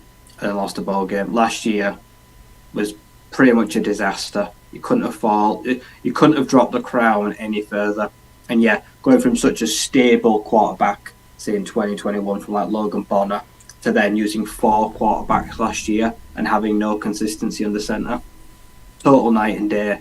Big year for Blake. They've got to win the trust of their fans, because they must have felt really let down last year. That Weber State, Scott, it was shameful. It was, and if you remember, it was like when the fans turned on Logan Bonner, and it was like, he's just won you a Mountain West Championship. And they were chanting. They were chanting because they wanted Cooper Legas in, who we're going to talk about in a minute. But it's like, he's just won you a Mountain West Championship. and 3 games into the season, you're actively chanting for him to be pulled from the game. It was, God, that was kind of what it was. It's like we were talking about San Jose State earlier. It's just a bad quarterback situation to start the year, and you can't pull back from it. No, I've just got something stuck in the back of my throat, Grandizer. I'm fine. Grandizer's also hyping up New Mexico. Do you have a college team, Grandizer? I'm interested. Let me know. Hang on, where was I? I've completely lost my train of thought now. Utah State. Sorry, the wins first. The wins and losses last year. So they won at home to UConn, at home to Air Force, away at Colorado State, at home to New Mexico, away at Hawaii, and at home to San Jose State. The losses, away at Alabama, at home to Weber State, and thank you for correcting me on that because I keep saying Weber, it is Weber. At home to UNLV, away to BYU, away to Wyoming, away to Boise State, and then they lost the bowl game against Memphis, although that is a Power 5 team. So the stats for the year, total offense, they were 96th. Total defense, they were 83rd. Scoring offense, they were 104th. They only scored 22.2 points per game. And mix that in with the scoring defense, which was 105th. They gave up 31.1 points per game, so a 9-point discrepancy there. The rushing offense was 62nd, so it wasn't bad. 160 yards a game, 14 touchdowns, but just 3.7 yards per carry. The rushing defense was awful, 113th. They gave up nearly 200 yards per game on the ground, 19 touchdowns, and 4.75 yards per carry. Passing offense was 107th, 195 yards per game with 18 touchdowns. The passing defense, now I'm gonna quote this here, 31st in the nation. So they gave up 205 yards per game, but here's the kicker. They gave up 27 touchdowns. Now, the only reason the passing defense was so good is because teams were rushing on them for 200 yards a game, so they weren't throwing the ball that much. So it's kind of a bit of an asterisk by that one there. Sacks, they were 64th with 28. Tackles for loss, they were 11th with 94. So that's not a made-up stat. D-line was good. Sacks allowed, they were 78th with 30. Tackles for loss allowed, they were 67th with 74. So again, not bad. But turnover margin, 121st. They gained 18 turnovers. They lost the ball 27 times. Again, it's kind of just a team. You're 96th on offense, 83rd on defense. It's just not good. There's no sort of elite part of the team holding you up, and when you're giving the ball away that much, you're kind of just asking for trouble, really, aren't you? Yeah, you're giving the ball away, and then whenever they just dominate on the ground, the defense is just parting like a Red Sea. They just gash them consistently, and yeah, everything they were good at the year before, offense it just was not present last year, and the defense was just like a big gaping hole with a plaster on it. So yeah, it really regressed in a lot of areas. Yeah, absolutely. Grandizer is a Kentucky fan. Take care of Devin Leary. I hate him for leaving, but I still love him. But take care of him. So yeah, it was a rough year overall there for them. But let's look forward. What is going to happen to them this year? The quarterback, Cooper Legos, by popular demand from the Utah State fan base. He's 6'1", 215 pounds. After Logan Bonner was unceremoniously dumped to start last season, Legos was the guy last year for the most part, but injuries kind of really interrupted his form. The offense couldn't really settle, but he's healthy now, and fingers crossed he stays that way so we see what he's really capable of. He had 1,500 passing yards on 61% completion, so not bad. 11 touchdowns and 10 interceptions. That needs to be better. He had 411 yards and 2 touchdowns on the ground, and he fumbled it just twice. But if he slips up, Levi Williams, he's the guy waiting in the wings for this job. He is more of a dual threat quarterback there, but Cooper's the guy they want. Cooper's the guy they're going to get this year, and fully healthy, he's going to need to further those numbers quite a bit and take the turnovers down. Yeah, like say they asked for him and then they got him. Were the fans overly pleased with what they saw? Probably not. Like you said, last year was just rough from all the quarterbacks, so he needs to establish himself as the front runner this year. Like I said, it's now his team. Like I say, Bonner gone, who's in like his 6th or 7th year, so he really can't. They can't rely on him anymore. So this needs to be the guy that's going to come in and take over the mantle. He's got big old shoes to fill. So yeah, there's a lot of pressure on him this year. So we're going to see how well he handles it and fends off the pretty much unknown entity behind him in Levi Williams. So all eyes going to be on him. He's going to sink or swim. Yeah, and this is not a good team if you want some continuity this year. So the season preview in general, this could well be a rough season for them. I'm leaning towards. They're 124th in the nation in returning production. So a lot of that team that finished the season well is not coming back. On offense, they have the quarterback healthy at least, which is a big positive. But outside of that, this makes for very hard reading. So 4 of the 5 starters on the offensive line are gone, which accounts for 64% of last year's snaps on the line. 2-year starting right tackle Cole Motes is the sole survivor, and he's got a career pass blocking grade of 38, which is very, very dire. Although the run blocking is much better with him, there are some reinforcements coming in. So they've got Arizona State left tackle Ralph Frias out of the portal, but he's had minor relief snaps for the Sun Devils, so it's basically a full rebuild on the line. Star running back Calvin Tyler has gone after over 1,100 yards on the ground last year. That pretty much kept the offense going during its quarterback troubles. Robert Briggs is back. He had 350 yards last season, but aside from Cooper Lagasse, he was the only other guy to go above 75 rushing yards all season. So again, it's full rebuild for the running back room. They've got a 350-yard rusher on the quarterback. That's really bad. The leading receiver, Brian Cobbs, is also gone. After having 923 yards last year, he transferred out. Terrell Vaughan, he's the incumbent slot receiver. He's coming off a 700-yard season, but again, the room behind going through a complete rebuild. So you've got a couple of guys, and that is really all about it. On the defense, it's even worse in terms of turnover. They are 129th in the nation. They've got less than 40% of their production coming back, and they have hit JUCO hard for replacements, so they're going the JUCO route. In better news for them, they are set at interior D-line. You've got 2 really good guys in there. You've got Pukesi Vaknawatu, and then you've got Harley Motu Apuaka.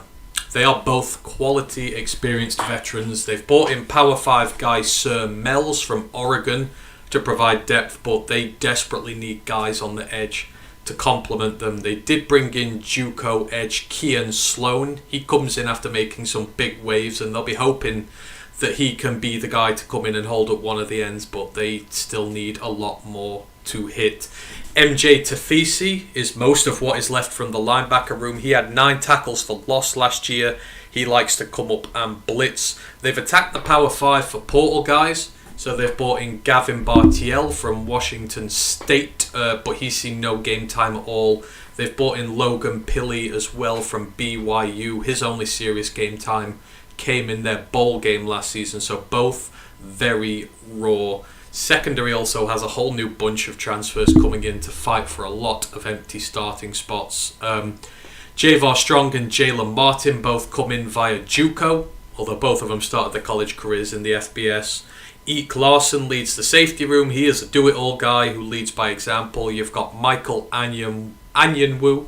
He has a pick and 11 pass breakups last season. He represents the veteran in the corner room, but I mean, out of every team in the Mountain West this year, this is the very definition of a rebuild team. And the trouble with teams like this, Rye, is you have absolutely zero indicator as to how they're going to come out when there's so many new guys. You just have no idea what they're going to do. No, and they're not even experienced guys either. They're bringing in, like I say, JUCO or guys that are coming from Power 5 that have got no snaps under their belt. I really worry for this team. Like I say, I don't feel stable about the QB situation, and then just weapons, lack thereof, and lack of meaningful production, even in that portal. So yeah, it's hard to see on paper how this team could be possibly any better than last year. Yeah, exactly. You kind of think he'll get another year. The championship will have given him a few years, but you kind of feel like this is the one where this is the start of a rebuild, and you've just got to hope as many players stick as possible and give yourself the best chance for next year.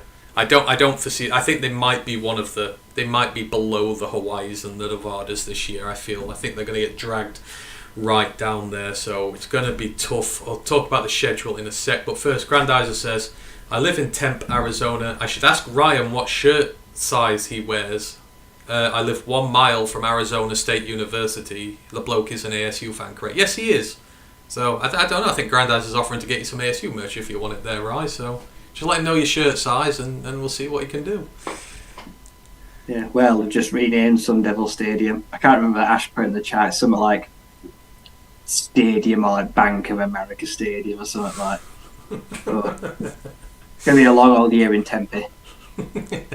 Absolutely. So the schedule for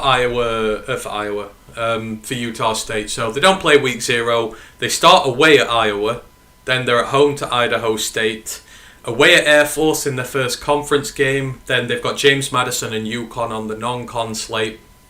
Then at home to Colorado State, at home to Fresno State, away at San Jose State and San Diego State. Then you're versus Nevada. Then you're at home to Boise, and then you're away at New Mexico. I mean, you've got Air Force and Fresno in your two of your first 3 conference games. Then back-to-back away at San Jose and San Diego. Then you got Boise State at home. This could get really rough for them this year. Even the non-con, like UConn, Iowa, and James Madison. That's brutal. This could get ugly. There is very little low-hanging fruit to take advantage of that. Idaho State, the Vandals, like I said, I know they're an FCS side, but even they might fancy their chances coming up against this Utah State team after seeing what Weber State did last year. I'm Idaho State. I'm going to go into that game full of confidence. Like, we can upset these guys. They're in bad shape across the board. Oh yeah, people will be targeting them after what Weber State did to them. People will be targeting. I think there's a floor of 1 or 2 wins for this team. There's a ceiling where I think the ceiling's at about 5. I think that's a high ceiling. So it's gonna be very tough for them. The player to watch. So I've got the DT. So it's Harley Motu Apuaka. He is 6'1", 280 pounds. Guys know I love my defensive tackles, even though this guy's name ain't Martin. Yeah, to you all. So the vets on the defensive line need to step up this year. Harley is an emerging talent on the interior D-line. He's coming off his best season as a pass rusher. He had 5 sacks and 8 tackles for loss. That showed the disruptor side to his play. His missed tackle rate came down from an alarming 30% in 2021 to sub 16% in 2022. His tackling technique has improved dramatically. He's finishing off a lot more plays, which is leading to those better stat lines. I really like this guy. Aggies defense only survives this year if the run defense comes up trumps and they get more quarterback pressure, and he's going to influence both aspects of that. So I expect to see this guy shine this year in a bad year for them. So as I say, Harley Motu Apuaka, he's going to be the guy to watch for Utah State this year. And we're ending it off today with some action with the Cowboys. That is the Wyoming Cowboys, established 1893. They play at the War Memorial Stadium in 2021. They went 7-6. They were 2-6 in the Mountain West. In 2022, they went 7-6. However, they went 5-3 in the Mountain West. So 3 more conference victories last year. The team may be on the ascendancy. The rivalries with Colorado State, Hawaii, where they play for the Paniolo Trophy. This started back in the 70s. Paniolo is a Hawaiian word meaning cowboy, and the trophy features a bronze cowboy on horseback twirling a lariat. It was donated to the schools by the Wyoming Paniolo Society, who are a group of Hawaiian residents with Wyoming roots. So it's quite a fun trophy they play for there. And they're also rivals with Utah State as well. The coach here, Craig Bowl, it's his 10th season, so one of the more veteran head coaches in this conference. He's 65. He's a defensive coach. He was a DB and linebackers coach as well as DC at places like North Dakota State, Tulsa, Wisconsin, Rice, Duke, Nebraska. Got his first head coach job with North Dakota State. Was there 11 seasons over 3 different conferences. Had a solid first 8 seasons, but those last 3 years, and Ryan will know this team, they exploded. They went 43-2, and they won 3 straight FCS championships, and they had the big statement win in 2013 over Kansas State, who were the reigning Big 12 champions at the time. It was a massive result for them. He finished with a 104-32 record there. Wyoming came calling after this high period of success. He got his promotion to the FBS.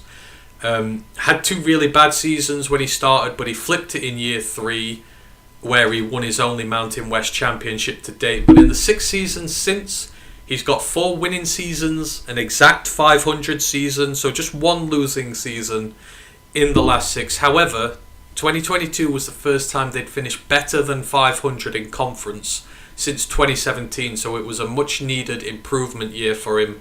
They did sit at 7-3, and they had a chance to make the championship game. We had an eye on it on this pod, but there were successive losses to Boise and Fresno State ended those hopes. His record currently reads 52-56. He's 32-38 in conference. I mean, they could do with going one further this year and showing sort of legitimate aspirations for the title now, Ryan. I think they've been in the middle long enough. I think it's his last chance to learn for him. I feel like at times he's flirted with being a contender, and then they've flattered to deceive or they've let themselves down. They're the model of consistency. They're just supremely average, despite sending guys like Josh Allen and Chad Muma to the draft, like high-level draft picks in the last few years. They've just not maximised some of the talent they've had at times. And it feels like they're always going to be the bridesmaid and never the bride. So it's time for them to do something this year, or they might decide to move in a different direction. You have to look at like Pat Fitzgerald at Northwestern, supremely average despite like 2 or 3 years. And if it had not all happened anyway, probably still would have got rid of him. You can only be so average for so long before they think, well, do you know what, it's time to freshen things up. And it feels like he's entering that territory now. Yeah, like I say, they had a chance at 7-3. They looked like they were decently well placed to make a late run. But yeah, they showed at the end that they really weren't up to it. Yeah, absolutely. It was tough there for them last year. And I mean, that first week against Illinois, they played in week 0. They looked awful. And they did get better, but there's still a ways to go yet. Just very quickly on that side, Grandizer goes, who was the tight end that from Air Force or BYU that was a sleeper prospect? I can't recall if it's Ant-Man or Ryan talked well of him. Is he in the NFL? That was Kyle Patterson we were talking about from Air Force. I think I mentioned him. He is, I believe, doing his military service now. He didn't get picked up, so he's representing the Air Force right now. So, no, he didn't. Lisa goes, what's the DT's name, Aunt? Harley. Harley spelled Hale. It's the pronunciation of it. I'll put it in the YouTube chat when I get a minute, but it's Harley, Hale, then it's Motu Apuaka. So, I believe, yeah, that's there. It's a very complicated name.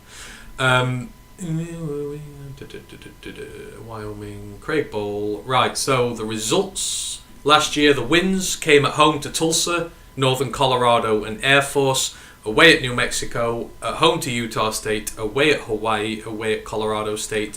The losses came to Illinois and BYU on the road, San Jose State, Boise State at home, and then away to Fresno State. And they lost their bowl game to Ohio. I've got Hawaii on the brain. The stats for the year, they were 119th in total offense, 57th in total defense. Scoring offense was 110th, just 21.2 points per game. Scoring defense was 47th, 23.9 points per game. The rushing offense was 44th. They were 181 yards per game, 16 touchdowns, nearly 5 yards per carry, so a good rushing offense. The rushing defense was 73rd, so pretty decent, 153 yards per game given up, 17 touchdowns, 4.2 yards per carry. Passing offense, this is where it was bad. 125th, 132 yards per game, just 11 passing touchdowns on the season. But the passing defense was good. It was 51st, just 210 yards per game, 19 touchdowns given up.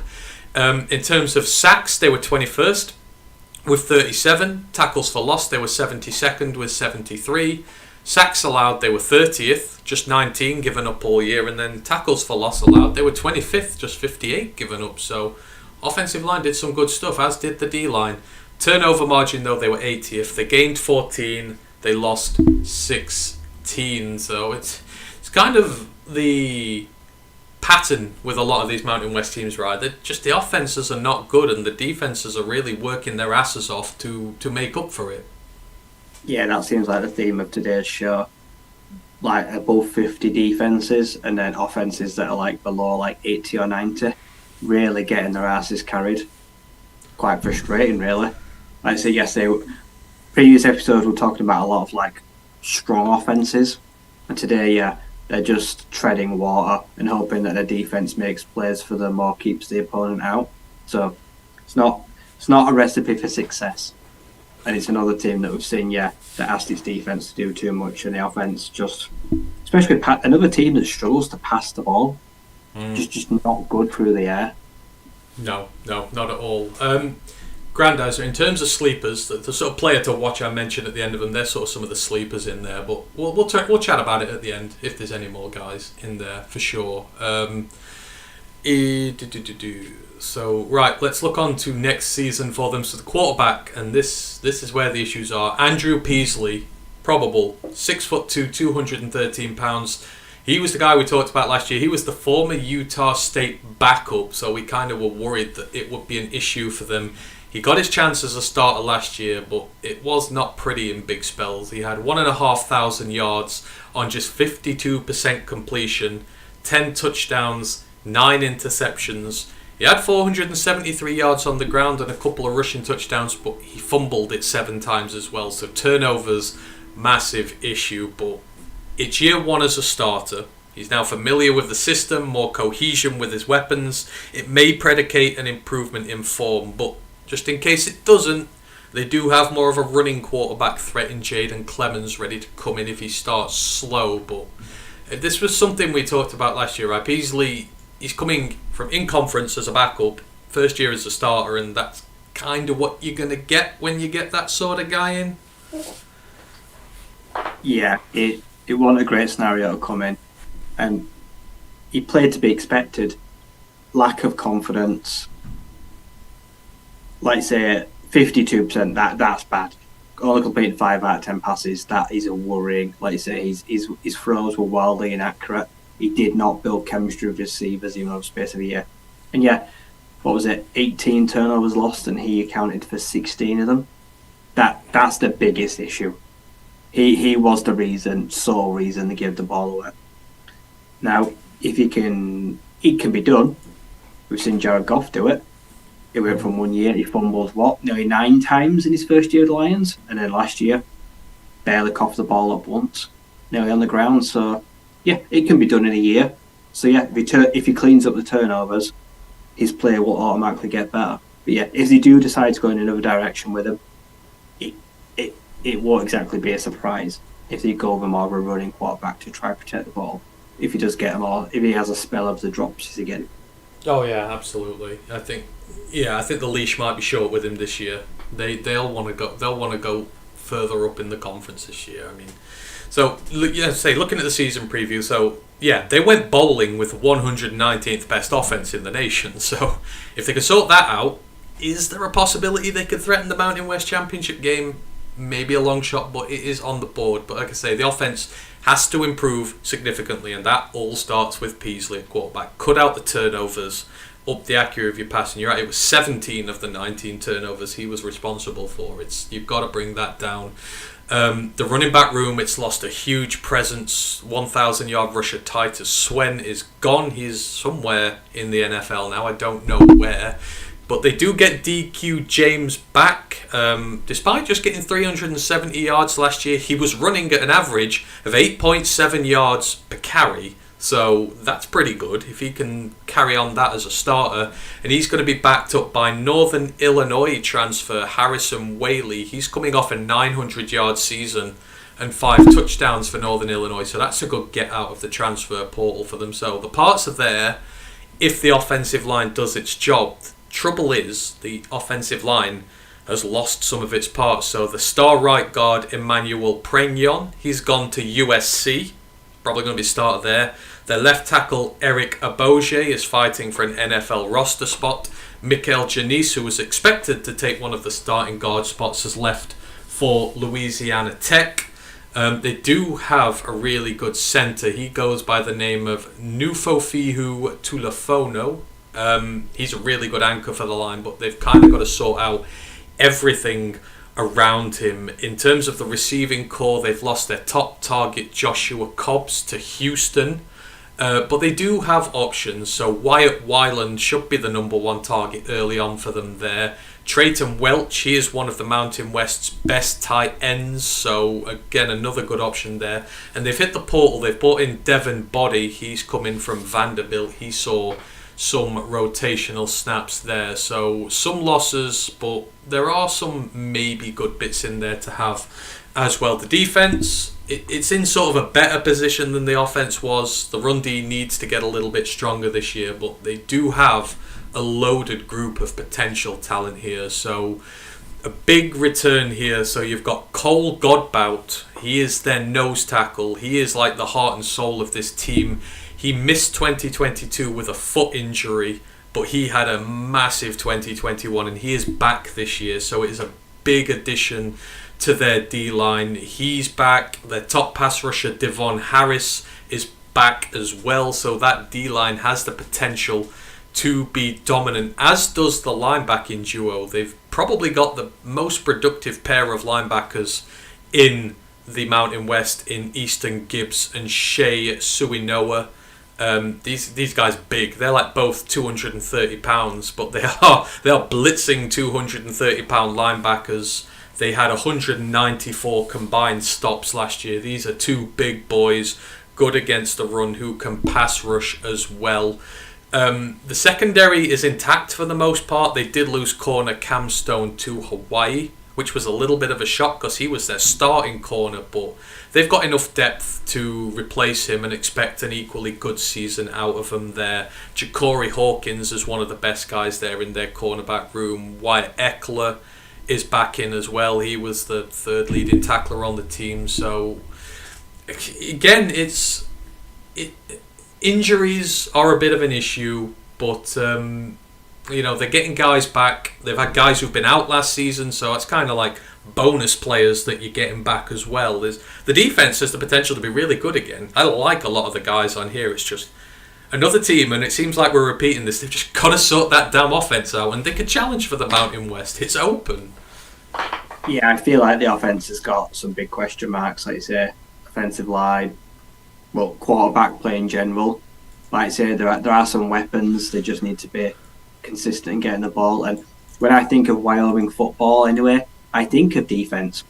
Like I say, Chabuma, Andrew Wingard, he was very highly thought of, the safety that Jacksonville drafted. He was damn good in college. Wyoming, their defenders come down, they stack the box. They're known for their tackling and their physicality.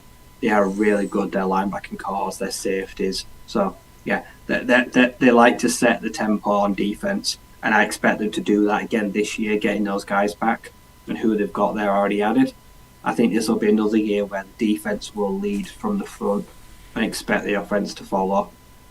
If the offense can keep pace and they can be a little bit complimentary, then getting back to a bowl game, winning a bowl game should be attainable. Anything else right now feels like a stretch. But yeah, there's some reasons for optimism, but it's going to come down to the QB starting the season well and not getting benched. Yeah, that's all it comes down to. The quarterback has got to stay healthy, and he's got to stay, he's got to keep improving. You can do that, then this defense has a good chance of being able to win them games if the offense is again at least serviceable. So they've got depth pieces in there. The running back room's ready to go. It's just that offensive line. That's one of the big parts there for them. Mile marker goes with a what injury? I'm assuming that's related to Godbout, the nose tackle. He had a foot injury. I think he got it about 5-6 games into the year. Missed the entire season. He was having a really good year as well. He was in double figures for quarterback pressures, 4.5 tackles for loss. I think he was like the third leading tackler on the team. So it's going to be good to have him back for the entire season. He's the anchor of that D-line there. And then we'll finish it off with the schedule. So schedule is a little bit frisky. So they don't play week 0. Then they start at home to Texas Tech. Then they're at home to Portland State. Then they're away to Texas and at home to Appalachian State. So there's a little bit of a rough non-con there. The conference schedule starts at home to New Mexico, but then you're at home to Fresno State, away to Air Force, and away to Boise State. Then you're at home to Colorado State. Then you're away at UNLV, at home to Hawaii, away to Nevada. So the bye comes after Air Force. So before that bye is really tough. If you've got Fresno State, Air Force, and Boise State in a row, that is going to show if this team has any legitimate aspirations this year. Yeah, before the bye, their season will or won't be over. If they've lost 2 of their games, it's over. There'll be very little to play for in conference. That's the big hitters up front. So yeah, it's a very front-loaded schedule, which is going to be really difficult for them. Back to back to back, try not lose any players to injury, try keep fitness. It's tough. Like I say, it's not spread out evenly, but yeah, I expect by the bye we're going to know either way whether they're legit or not. Oh yeah, you'll know very quickly. You would assume they'll beat Mexico State. Then, if you can I think you've got to take 2. You've got to take Fresno State at home. Then you've got to win one of your road games against Air Force or Boise. That's the thing. If you can't do that, then you're going to be mired in mid-table mediocrity again. So, yeah, it's tough. But at the end of the season, if they're in it, they could be in it to win it for absolute sure. And then the player to watch at the end, you know me and how I love my linebackers, I have to end with one. Easton Gibbs, I've already mentioned him. He is 6'2", 235 pounds. I love my big, beefy boys at linebacker. This guy is an absolute stud in the heart of this Wyoming defense. I mean, he had over 100 tackles last year. It was 121 tackles all told on the season. He had 9 tackles for loss, 3 sacks, forced fumble. He also had a fumble recovery, which he took to the house for a touchdown as well. Does everything really, grades really well against the run. Like I say, when you've got a pair of 230-pound linebackers backing against the run, that's a big thing for your team. You've got a big nose tackle in there. He's the heart and soul of this Wyoming team, and he's going to come big this year. And he's going to have some big challenges. They're going to play Air Force away. They run the ball a lot. Got to play Boise. They've got 2 legitimate running back ones there. They're going to run the ball a lot. You got Fresno. They're going to run the ball a lot. You're going to see his name mentioned a lot this year. So Easton Gibbs, the guy for Wyoming, and with that, that rounds up our conference preview. There's some interesting teams in the Mountain West this year. Certainly, I think the high-level thing to say about this, Rye, is this conference is in a much better position than it was last season. Last year, we were talking about rebuilds, complete and utter blow-ups, teams all over the place that were just going to have to sort of chuck the year away. This year, we're talking about a lot of teams who are just a little bit away from making a challenge. We've talked about 3 or 4 potential dark horses over this week, as well as the 3 big teams at the top. It's by no means a danger conference yet, but it's going in the right direction after that last year. Last season felt very predictable, and it pretty much planned out that way too. We knew who was going to be in contention. We knew who was going to struggle. This year, it's probably a little bit harder to say with some of the teams. We could get a few more surprise packages, and one of the or two of the big boys could struggle. Like I say, they could regress a little bit where we didn't expect that in the past. So, yeah, I think the middle of the pack is going to be a lot more heated this year. They might push Fresno and Boise just a little bit harder because in the last few years, other than like Utah State, no one's really been able to do that now for quite a few seasons.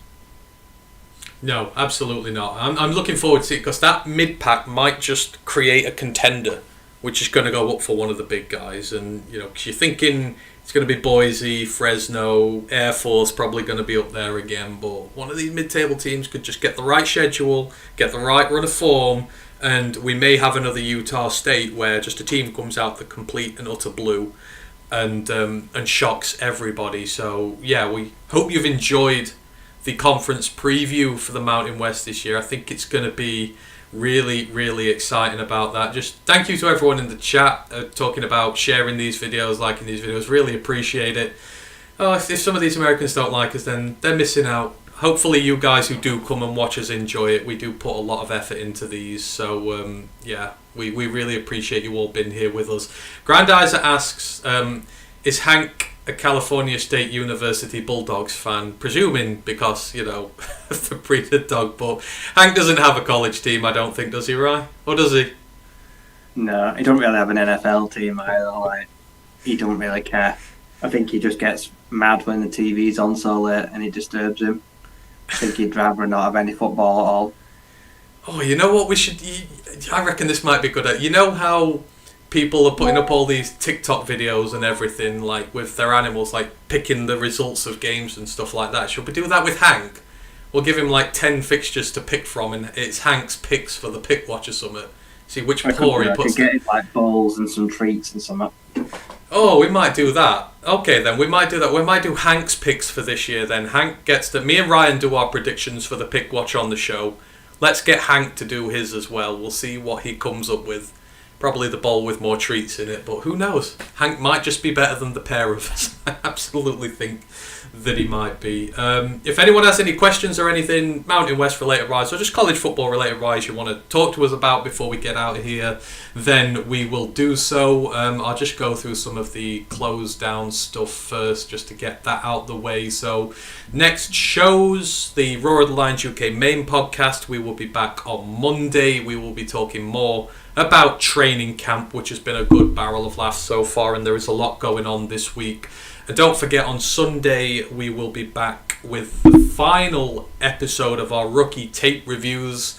We'll be taking a look exclusively at Jahmyr Gibbs because we've been doing them in pairs, but we had an odd number, so the lead guy in the draft is going to get his own show dedicated to him. That's going to be good fun. I'm going to watch the Arkansas game from last year where he absolutely destroyed them. And then in terms of the college football podcast, me and Ryan will be back next week. We've got a lot of fun stuff in the pipework. We had a DM just before the show which might lead to a very fun, interesting show. We will try and get that sorted out. But we've got tons coming up. We'll have more conference previews, and we're getting to that time now where we're going to be talking our preseason teams. We did it last year, or Ryan did it last year. I didn't, but we're going to do a full an all-conference team of players that you need to watch that you may not know about, our favourite players going into the year. We're going to do a full team each for those, and then this year we're going to do a full prediction show as well. So we're going to predict who's going to win each conference, what the title games are going to be, the Biletnikoff Award winners, all that sort of stuff. We're going to see just how good some of our predictions are, and we'll see how well we do. We put our money where our mouth is this year. Grandizer asks, how will we watch so many college games this year? I don't know about Ryan because ESPN went dead on them, but I just use YouTube. Most college games are streamed on YouTube, so I just use that. Yeah, I'm just going to pick one game and just try and find a stream. I know there's I found some last year, there's some dodgy Thai and Vietnamese YouTube streamers. Yeah, and they're good. I don't even know how they do it. They get it closed down and then they just put another one up straight away. Yeah, so on game day, Grandizer, I will have my computer screen in front of me with at least 3 games on YouTube. I'll have my phone with a game on YouTube, and then I'll have my tablet with a game on YouTube as well. So I'll have 5 or 6 games running concurrently. So that's how I watch so much, and then I just go back and watch highlights. That's all I do when college season's on. I just watch college football.